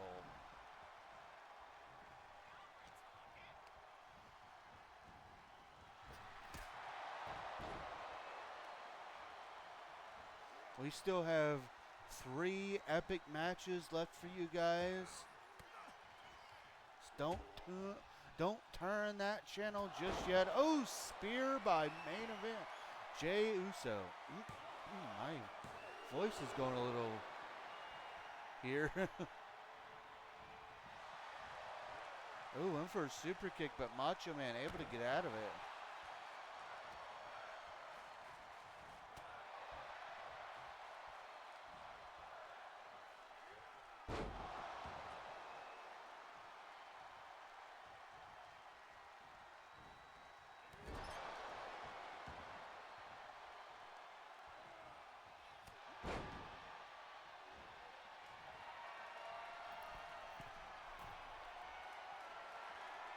Oh, and there it is.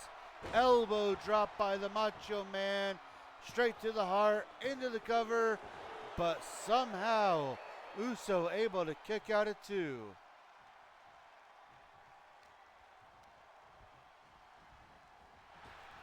Oh, super kick by Uso.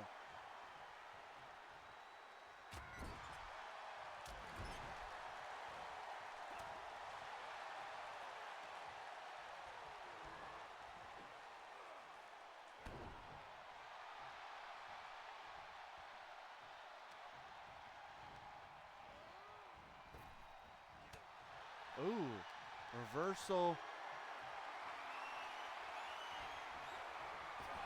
We could be looking at a brand new United States champion in Jey Uso.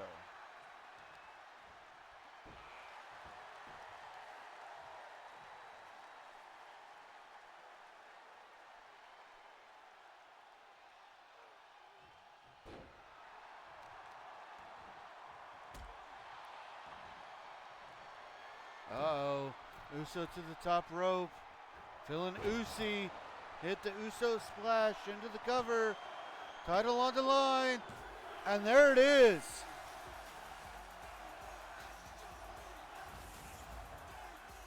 Here is your winner and the new United States champion, main event,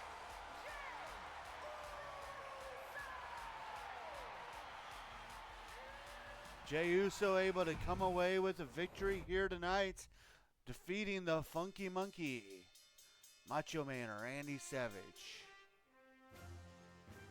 Oh, unfortunately, again, we have no time to mourn losses as they have to keep on moving along. Up next, we have probably the most interesting, looks like Jay yeeted Macho Slim Jim.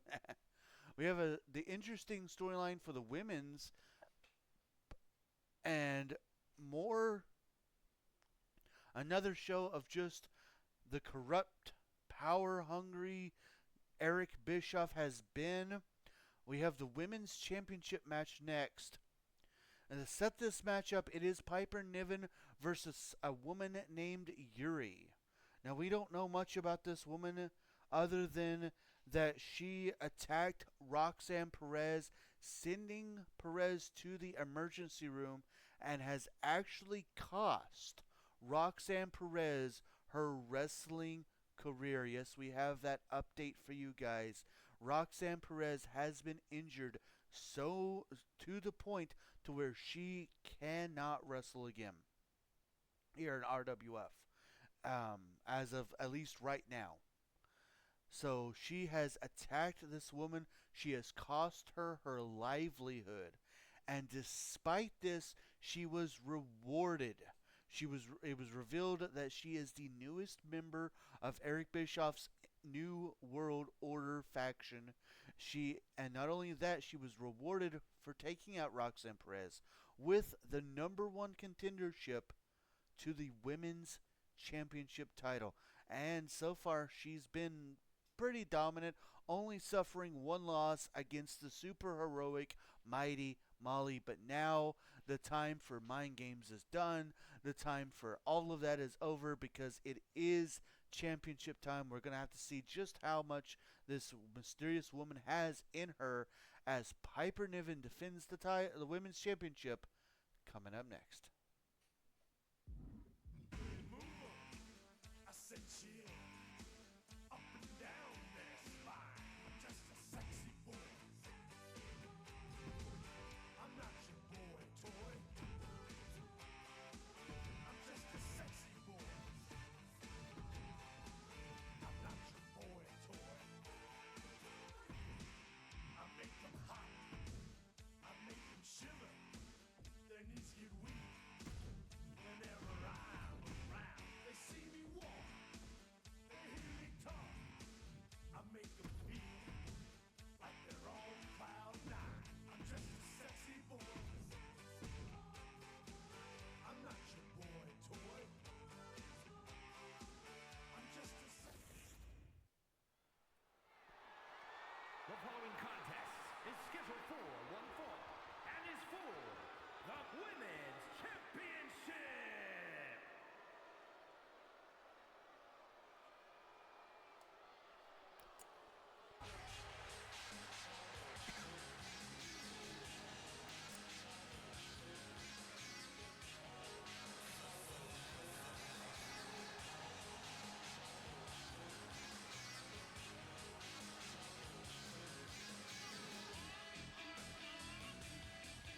Here she comes, the mysterious woman known as Yuri. We see she's actually donning inverted colors from what she has been wearing so far.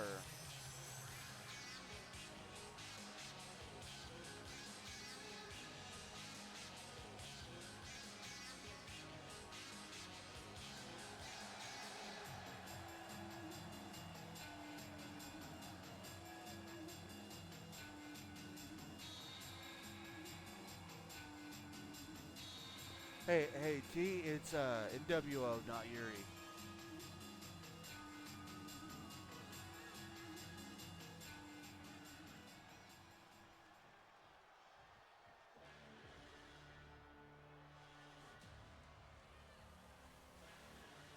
Thank you. She may be a heel, but dagnab, does she have cool outfits?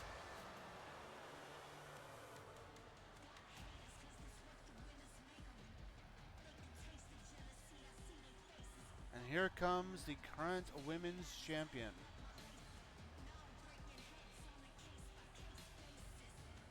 She kind of inserted her way into the title picture, ended up winning a fatal 4-way to become the champion. Had a successful title defense at Biohazard. This, of course, will be her second title defense.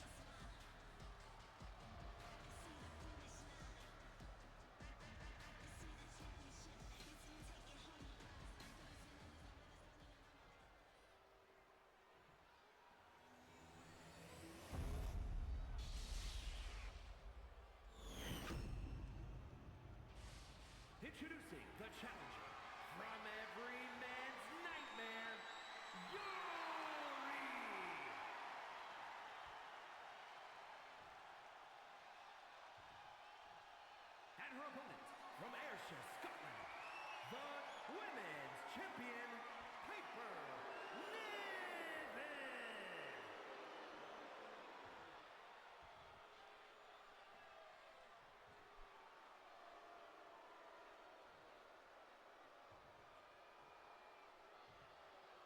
And this match about to get underway. Of course, that belt is what this is all about. You know, Bischoff would love another title in the ranks of the NWO. Love the location Yuri's from. Thank you.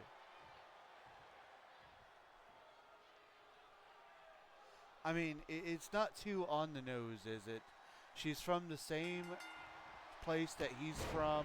She's wearing basically the same makeup that he has. She has his entrance. She has his moveset. I hope it's not too on the nose.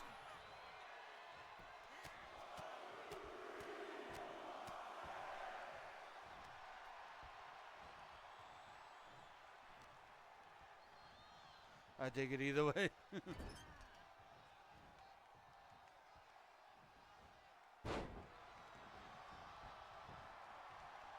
And heck, if we got to get super honest, that singlet, although it was not Sting's, it was like Harlem Heat, like Booker T and Stevie Ray's singlet. So it even it's from WCW. Now the knee pads, I don't know where those are from, but I thought that they looked nice.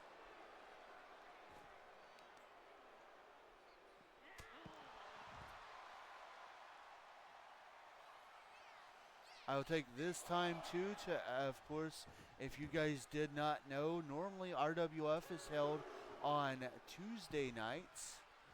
And starting in January, the RWF president has declared that at the end, I can dig that too, sucker.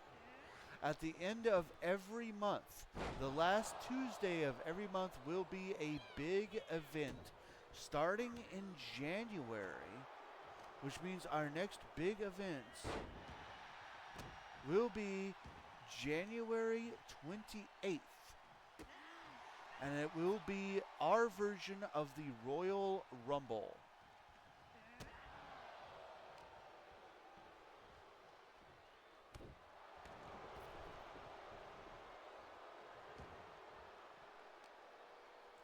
Where, of course, 30 male superstars and 30 female superstars will compete in that Royal Rumble over the top rope battle royal. And the winner will get an instant title shot at RWF WrestleMania in April.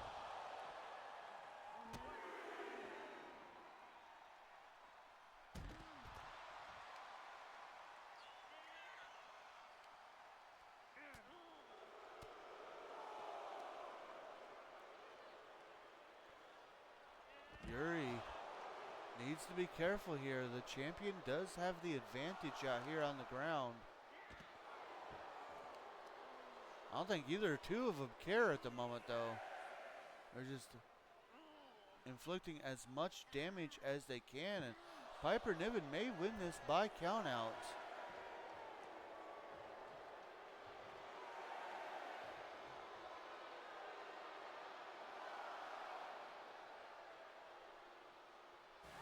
And yes, the first loss for the NWO tonight. Women's Champion, Piper Niven.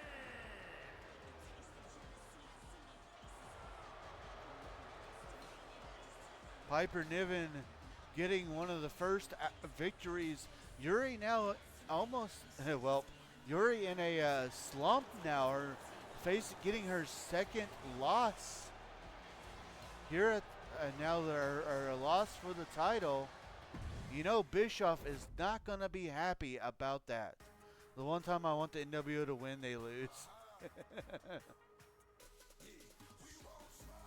Well, coming up next, we have our semi-main event of the evening. Farouk won a 8 over the top rope battle royal to be crowned the new #1 contender for the RWF Men's Heavyweight Championship. It's not men's heavyweight. It's just RWF Heavyweight Championship. Since then, he has entered into an uneasy alliance with John Bradshaw Layfield, his old partner in the APA. And they've been setting out in tag team action, challenging different people that have teamed and won titles with Stone Cold and other Attitude Era favorite tag teams. They've won a couple, they've lost a couple, but tonight it's not about tag team action. It's about one-on-one, but the whole thing is, the only reason Bradshaw even agreed to do all this is if by somehow Farouk wins here tonight, then it is already set in stone. There will not be an 8-man over-the-top rope battle royal. No, it will already be set in stone that Farouk's first challenger at the Royal Rumble will be JBL.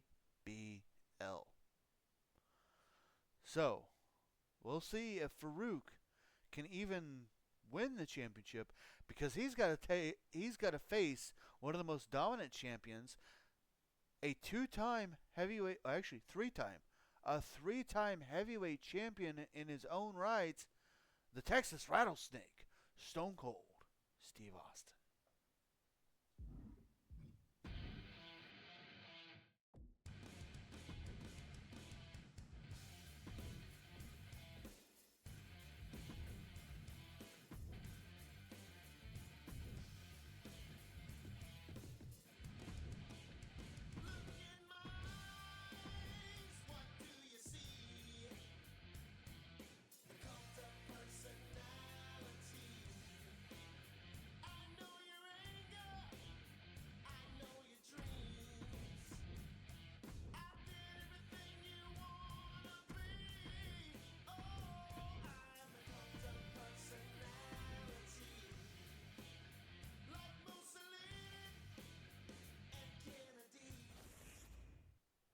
Surprised to be hearing Punk's song.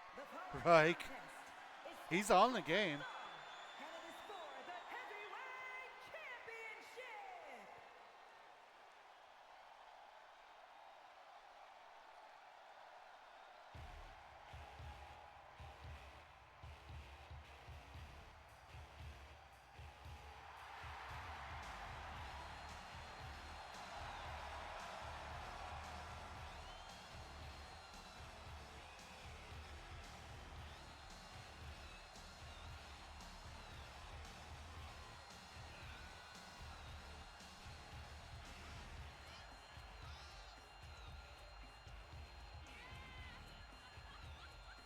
It'd be cool to see him in RWF one day.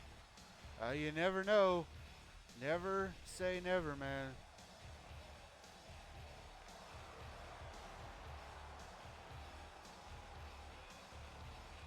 I kind of wish I had.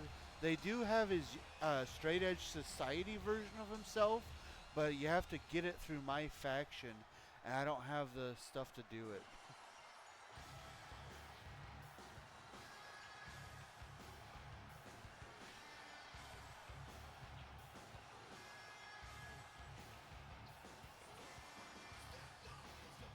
And here comes the champion.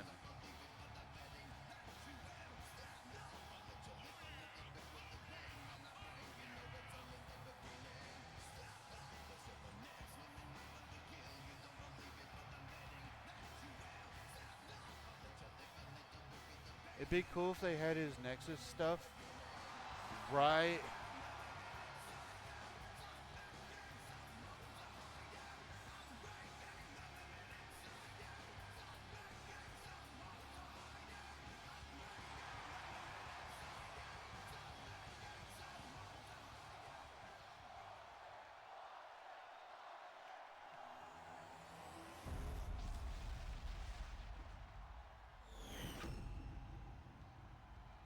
Introducing the challenger from Royal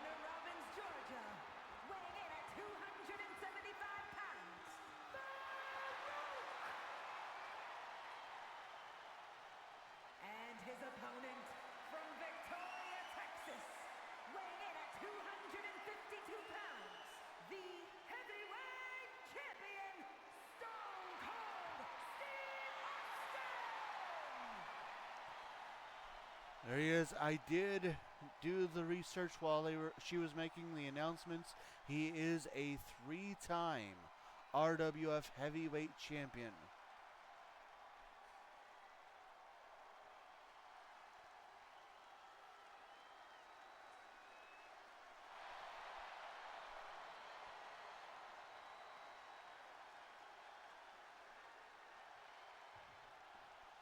And of course, tonight he faces the powerhouse Farouk, the powerhouse brawler, master of the barroom brawl.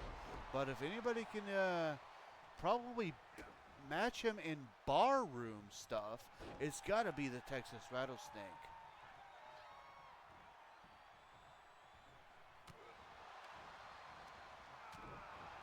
Who's as roughneck as it comes. You gotta wonder what's going through Austin's mind as well about our main event. Surely he doesn't want Triple H back in charge after everything that Triple H put him through with Randy Orton and Triple H himself.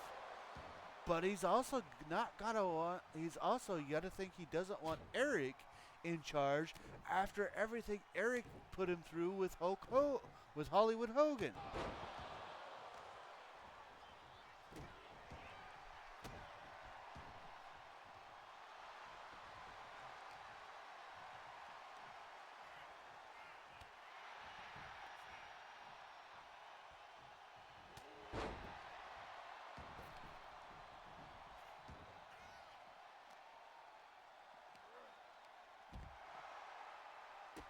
Massive power slam as these two start to fight on the outside. And although as much as I know Farouk would love this to be a no disqualification false count anywhere match, it is not. It is a regular one-on-one match, so he's got to be careful because Stone Cold does have the champion's advantage out here.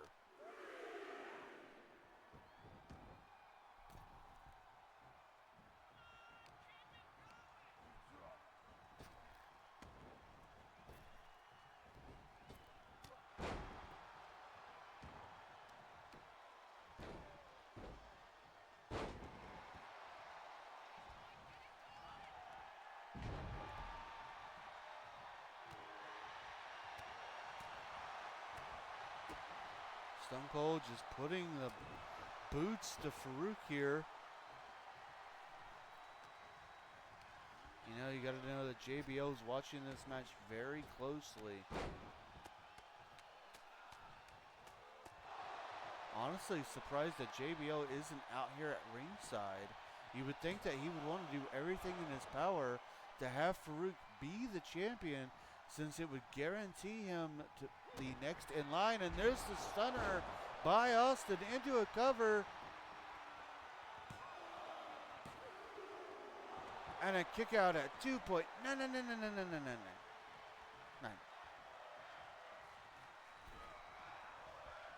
now Farouk trying to get back into this thing. Oh, massive bulldog there. Looking for a cover. Title on the line, but only a 1 count.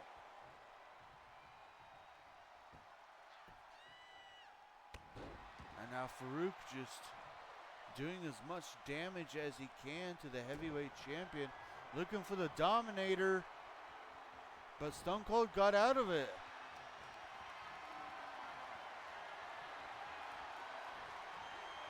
And he sends Farouk on the top rope. Oh, but Farouk able to get an advantage here.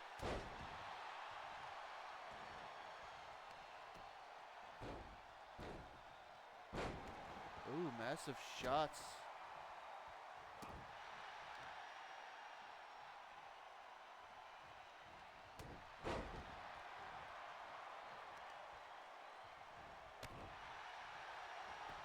Do a cover.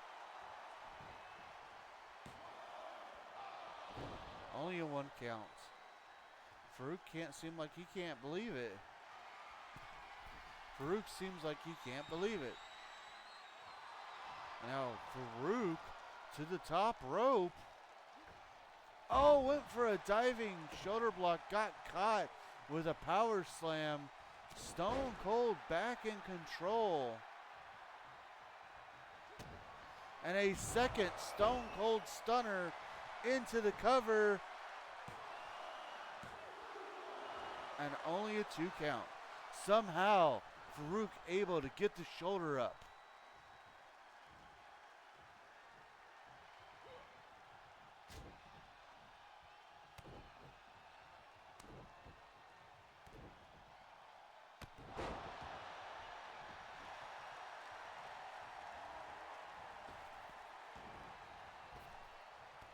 Thez press by Austin. Into a cover.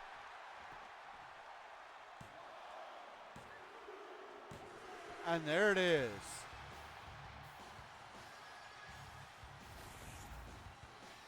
Here is your winner, and still the heavyweight champion, Stone Cold Steve Austin. Another successful title defense for the Texas Rattlesnake. And you gotta wonder, you gotta think that JBL is not gonna take this very likely. We'll have to see. And ladies and gentlemen, I just received word.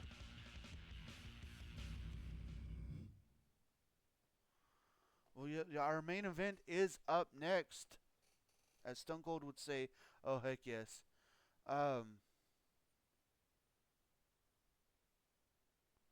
Ladies and gentlemen, I do have some bad news for the Shawn Michaels fans out there. Apparently, Shawn Michaels has been found. He is back to his original state, but he is not good. He is not good at all, and the Pure NR Championship has been missing. We have another case of somebody being attacked backstage.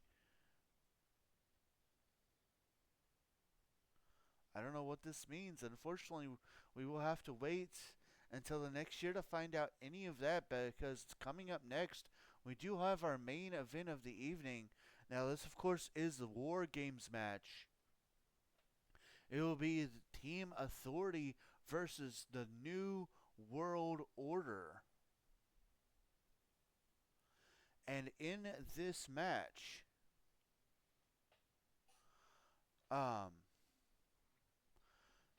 there will be 2 rings. There will be a steel cage around both rings. And there will be 2 shark cages on the outside of the rings. How this match will go, which of course Samantha Irving will do a much better way of explaining everything, but I kind of want to make sure that I say it too, just in case. So this match is going to be a War Games match, and basically it will be Seth Rollins, Triple H, Batista, and Randy Orton versus Scott Hall, Syxx, Kevin Nash, and Hollywood Hogan. Seth Rollins and Scott Hall will start the match off. During this time period, there will be no pinfalls, there will be no submissions. And of course, there is no disqualification. After a certain amount of time, the team with the advantage, which in this case is Team Authority, one of their members, which was decided, and that entry order, of course, was decided at our Christmas show, one of their members will be released from the shark cage and be allowed to enter the double cage.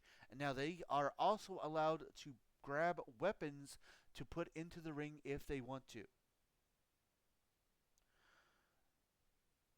The match will then basically be 2-on-1 until after another allotted time is, and then the other team will have one of their members allowed into the match. This will continue until everybody is in the steel cage. Once all 8 men are in the steel cage, War Games will officially begin, and the match will continue until somebody gets a pinfall or a submission and wins the match for their team. So, ladies and gentlemen, and to remind you too, if Team Authority wins, Triple H regains control of the Authority position and gains control over RWF. If the NWO win, Eric Bischoff stays in control.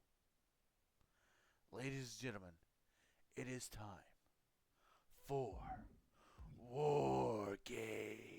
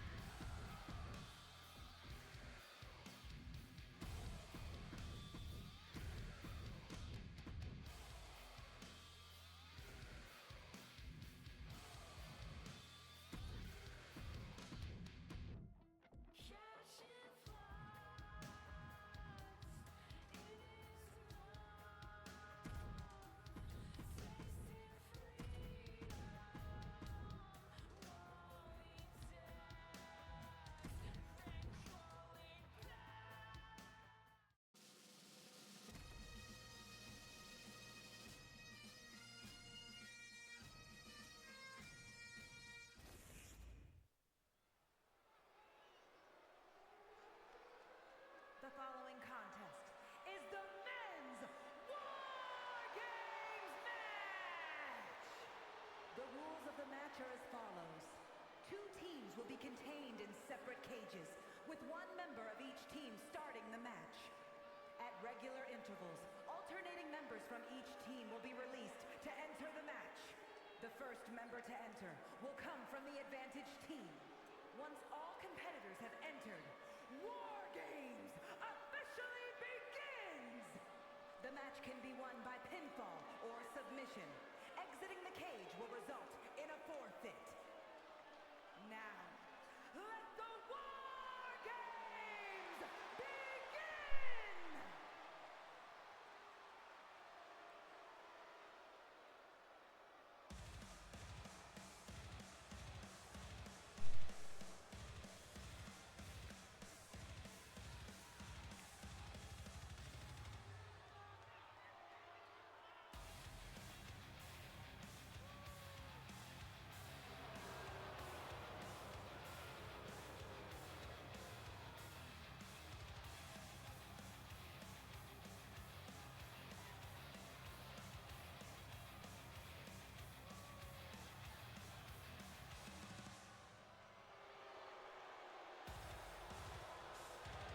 Introducing first, representing the Authority from Davenport, Iowa, weighing in at 217 pounds, Seth Rollins!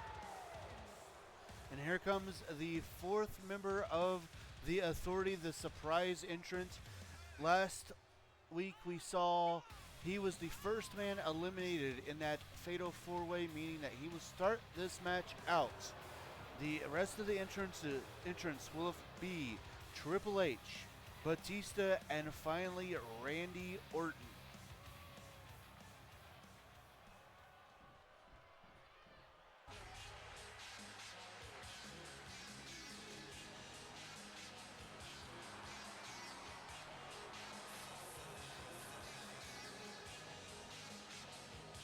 And representing the NWO from Miami, Florida, weighing in at 280 pounds, one half of the NWO Men's Tag Team Champions, Scott Hall!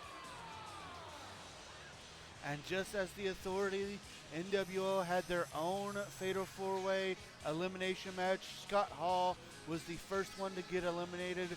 Thus, while he is starting this match, their entry order will be Scott Hall, followed by 6, Kevin Nash, and finally Hollywood Hogan. Remember that Triple H won the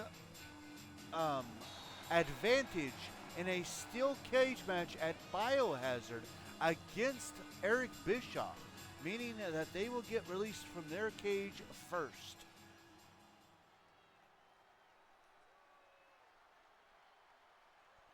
Of course, all members of the NWO, they know what it means.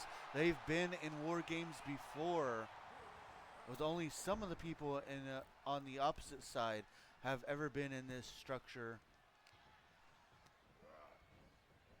The point now is to damage your opponent as much as possible, so that way when War Games officially starts, it is that much easier for your team to get the win. While endurance is the name of the game, because you've got to wait until everybody else is in this match, which means you have to wait until all 6 other combatants are in before you can even think about getting a pinfall or a submission victory.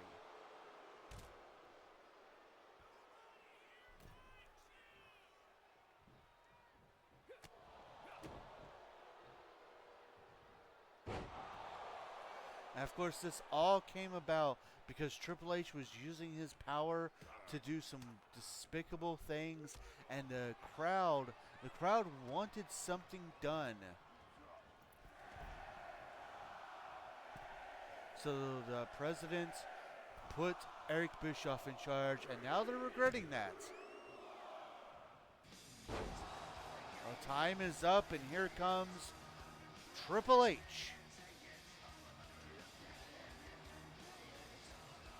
Which now brings this match 2-on-1, essentially.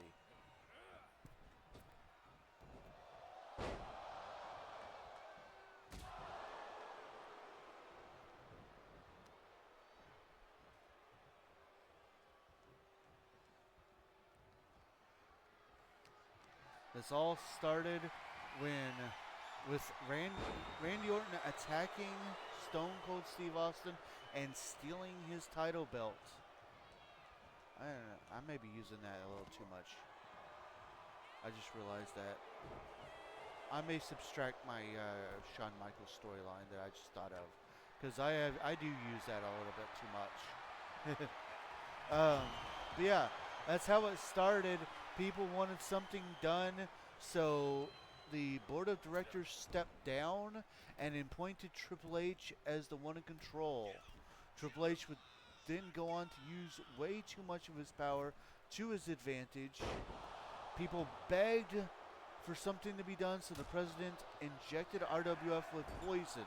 That ended up being Eric Bischoff and his NWO. Speaking of the NWO, one of them is about to enter this match. Time to even things up.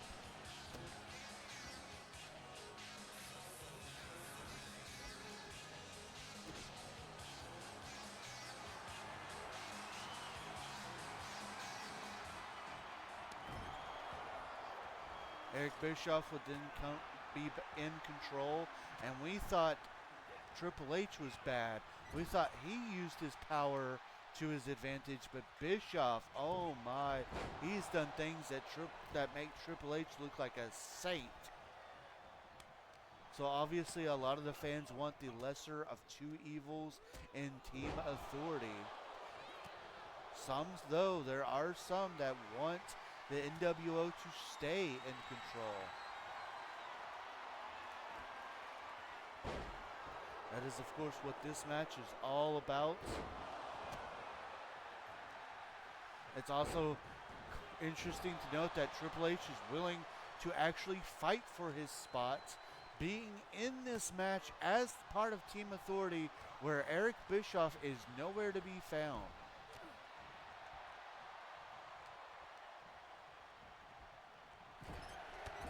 And time for another combatant.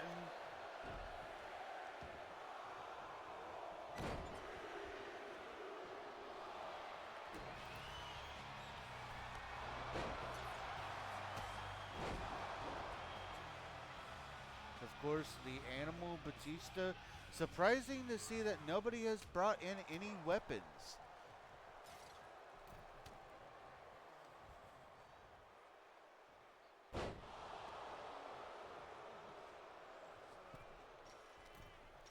Oh, Rollins heading to the top of the cage. If he exits, that is a forfeit. What's he gonna do here? Oh, splash from the top of the cage.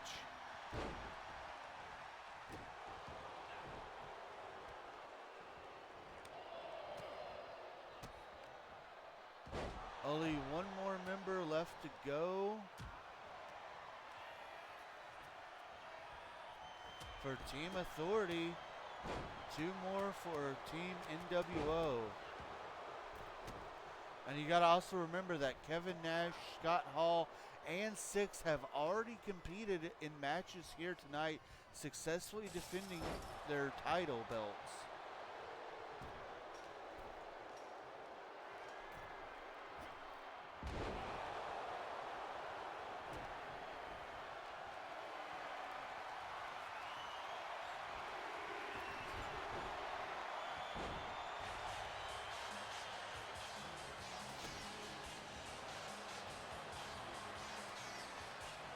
Here comes another member of the NWO.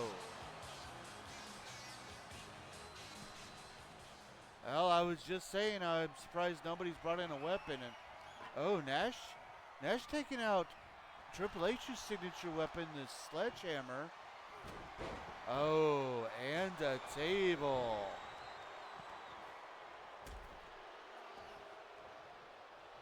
Leave it to Kevin Nash to bring in some weapons.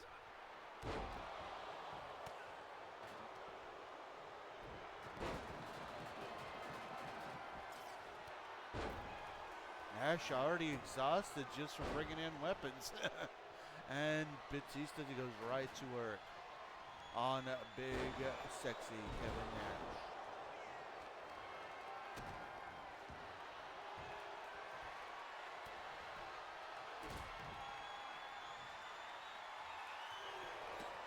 Pedigree by Triple H.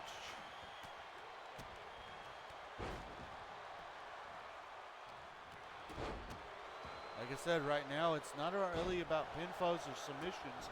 It's just about doing damage. And we're about to get the last member of Team Authority.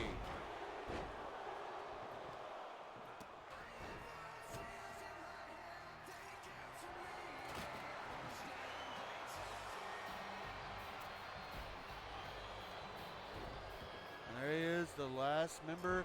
All members of Team Authority are now in the match as the Viper, Randy Orton, goes after Kevin Nash.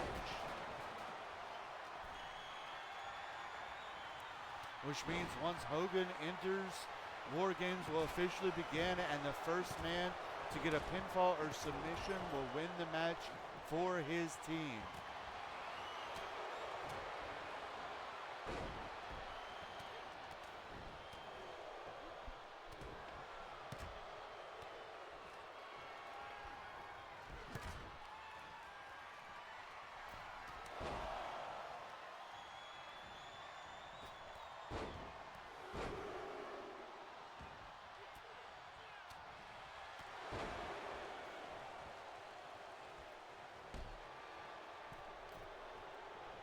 utter carnage going on right now. Each man trying to do as much damage as they possibly can. And here we go. War Games is about to officially start.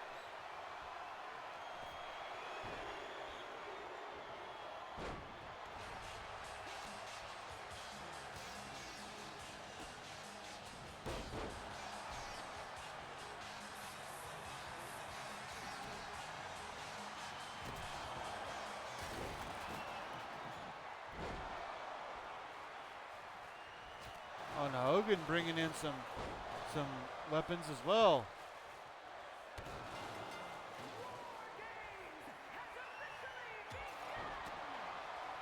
And there it is. War Games has officially begun, which means the first person to get a pinfall or submission will win this match for their team.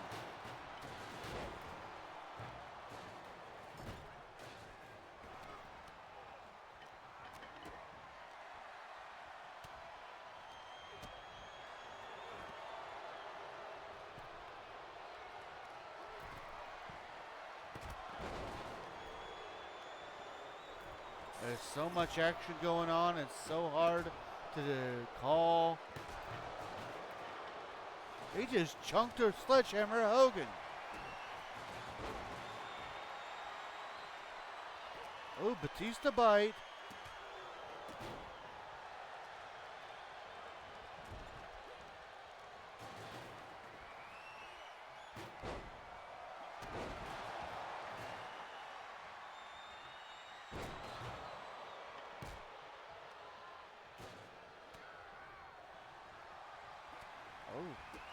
I was going to say, Six trying to go for a buzzkill, but people keep stopping him from using it.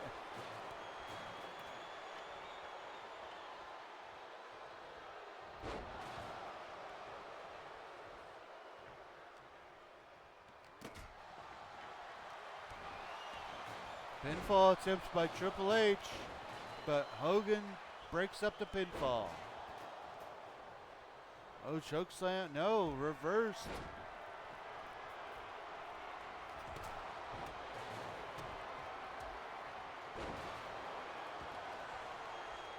It is so hard for me to call this action. I do apologize. It is just everybody doing everything.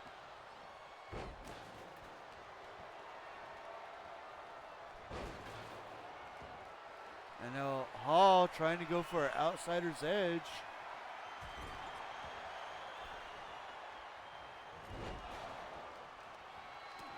Into a cover, but Seth Rollins breaks up the pinfall.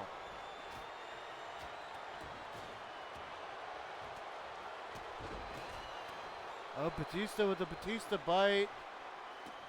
But Kevin Nash breaks it up. Rollins with a pedigree.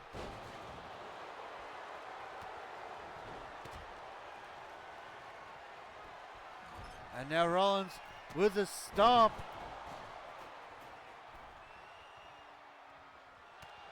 Into a cover, but Hogan and nobody's even tried to stop Hogan there. RKO by Orton into a cover. And kick out at 2.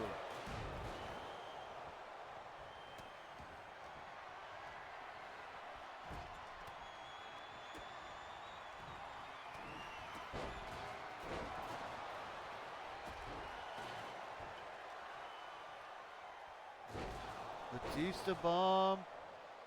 Bodies everywhere. Yeah, nobody can seem to get a 3 count.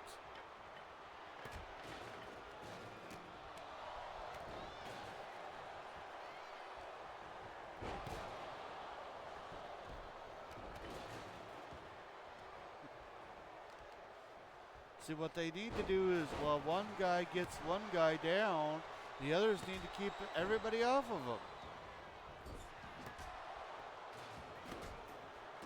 This is where individual egos can clash sometimes. Everybody kind of wants to have that big victory. You got to remember, this is a team effort. And now Nash going for a jackknife.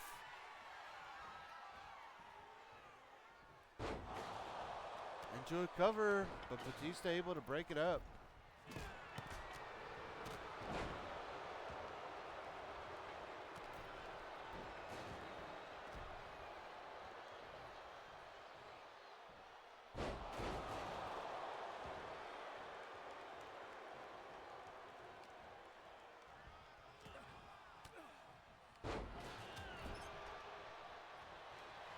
So much action.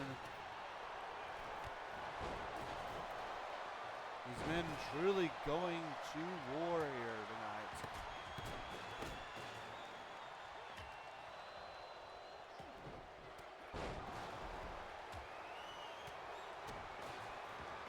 Oh, and Six has got Buzzkill locked in, but it gets broke up.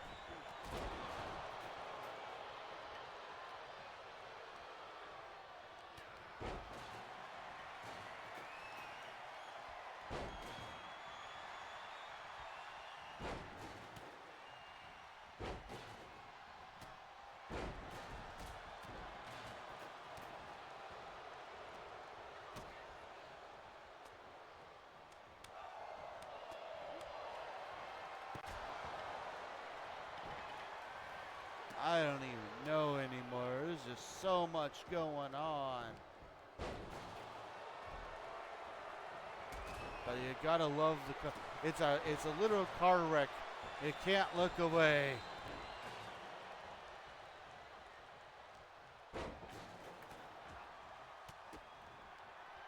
DDT by Orton. Oh, Orton trying to set up for another RKO, but Hogan puts a stop to that. Meanwhile, Haw hits an outsider's edge. And Triple H with a pedigree into a cover, but right there in front of the other members of the NWO. There's an RKO to Six. Looking for another one. For good measure.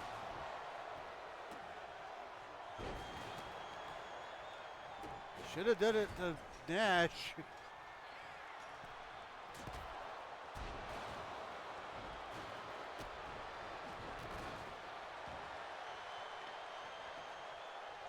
Ooh. This is one of those like dag nabbit AI moments.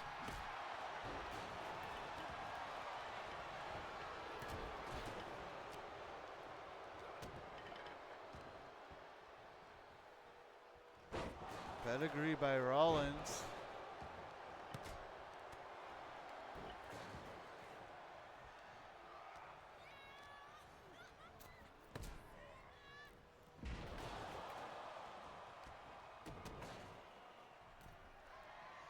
Rollins going for the stomp on Hogan.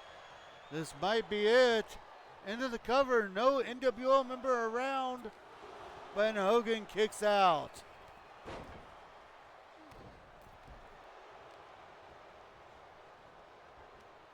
Spinebuster by Triple H.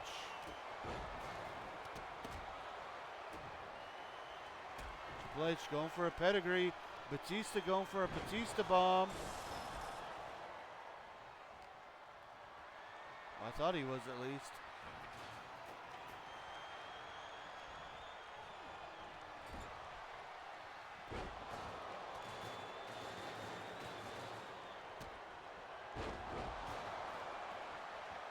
Into a cover.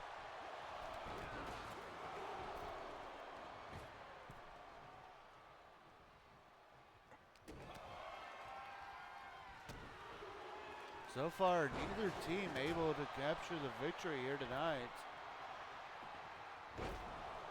I knew this would be one of the longest matches. Almost had a win for Team NWO there. Almost.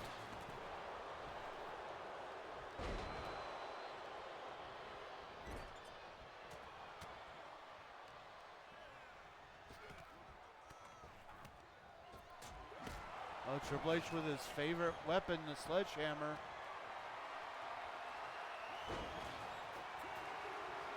And there it is. After a sledgehammer hit.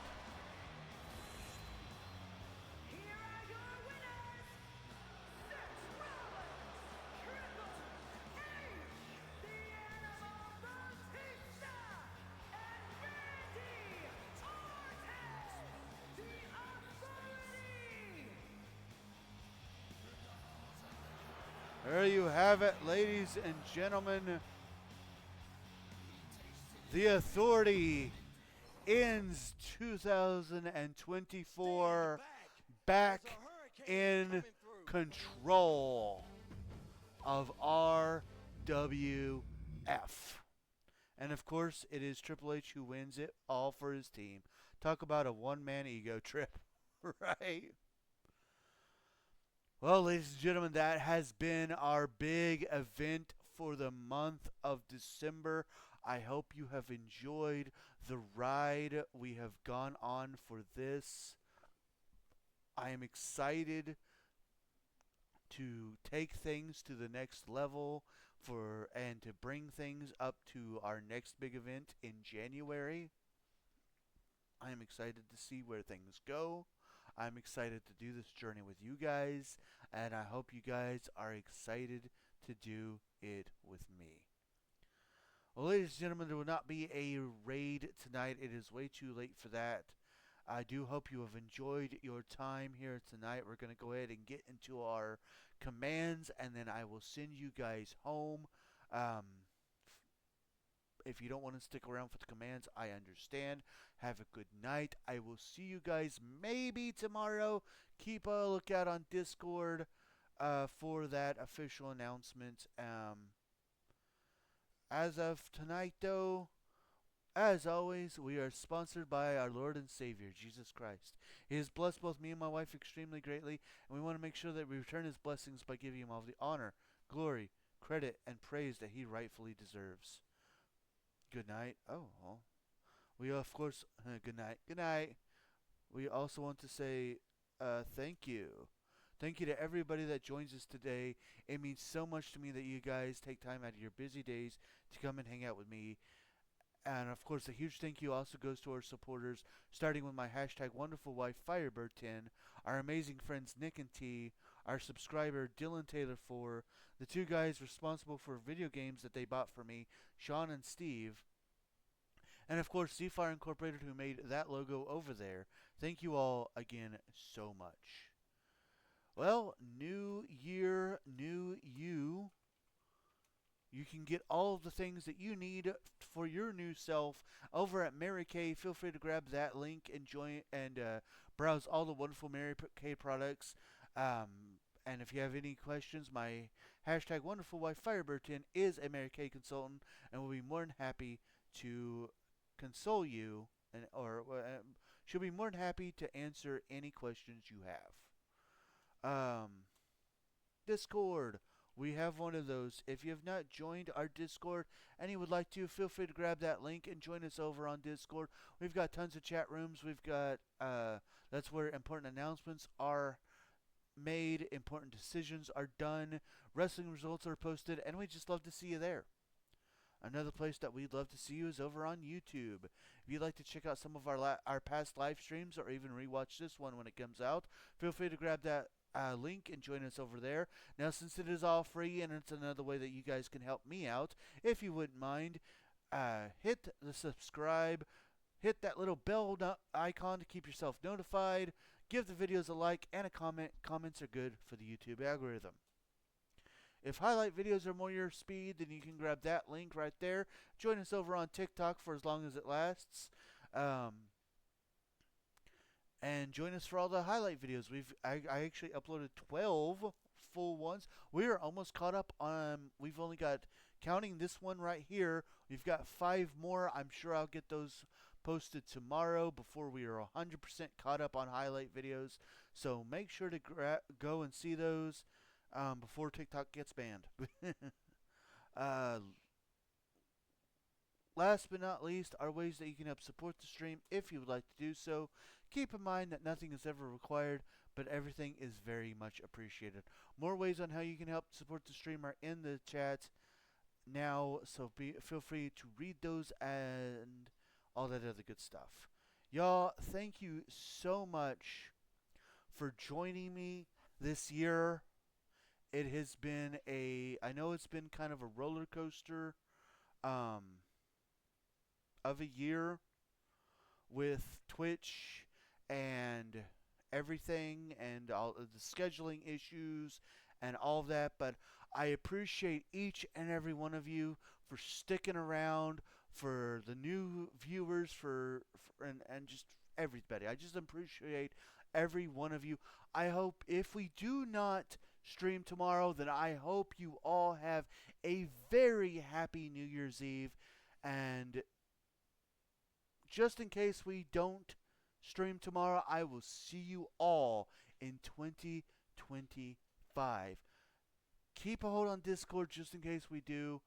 As of tonight, though, I am JRabbit87, and I hope you all have a very good night.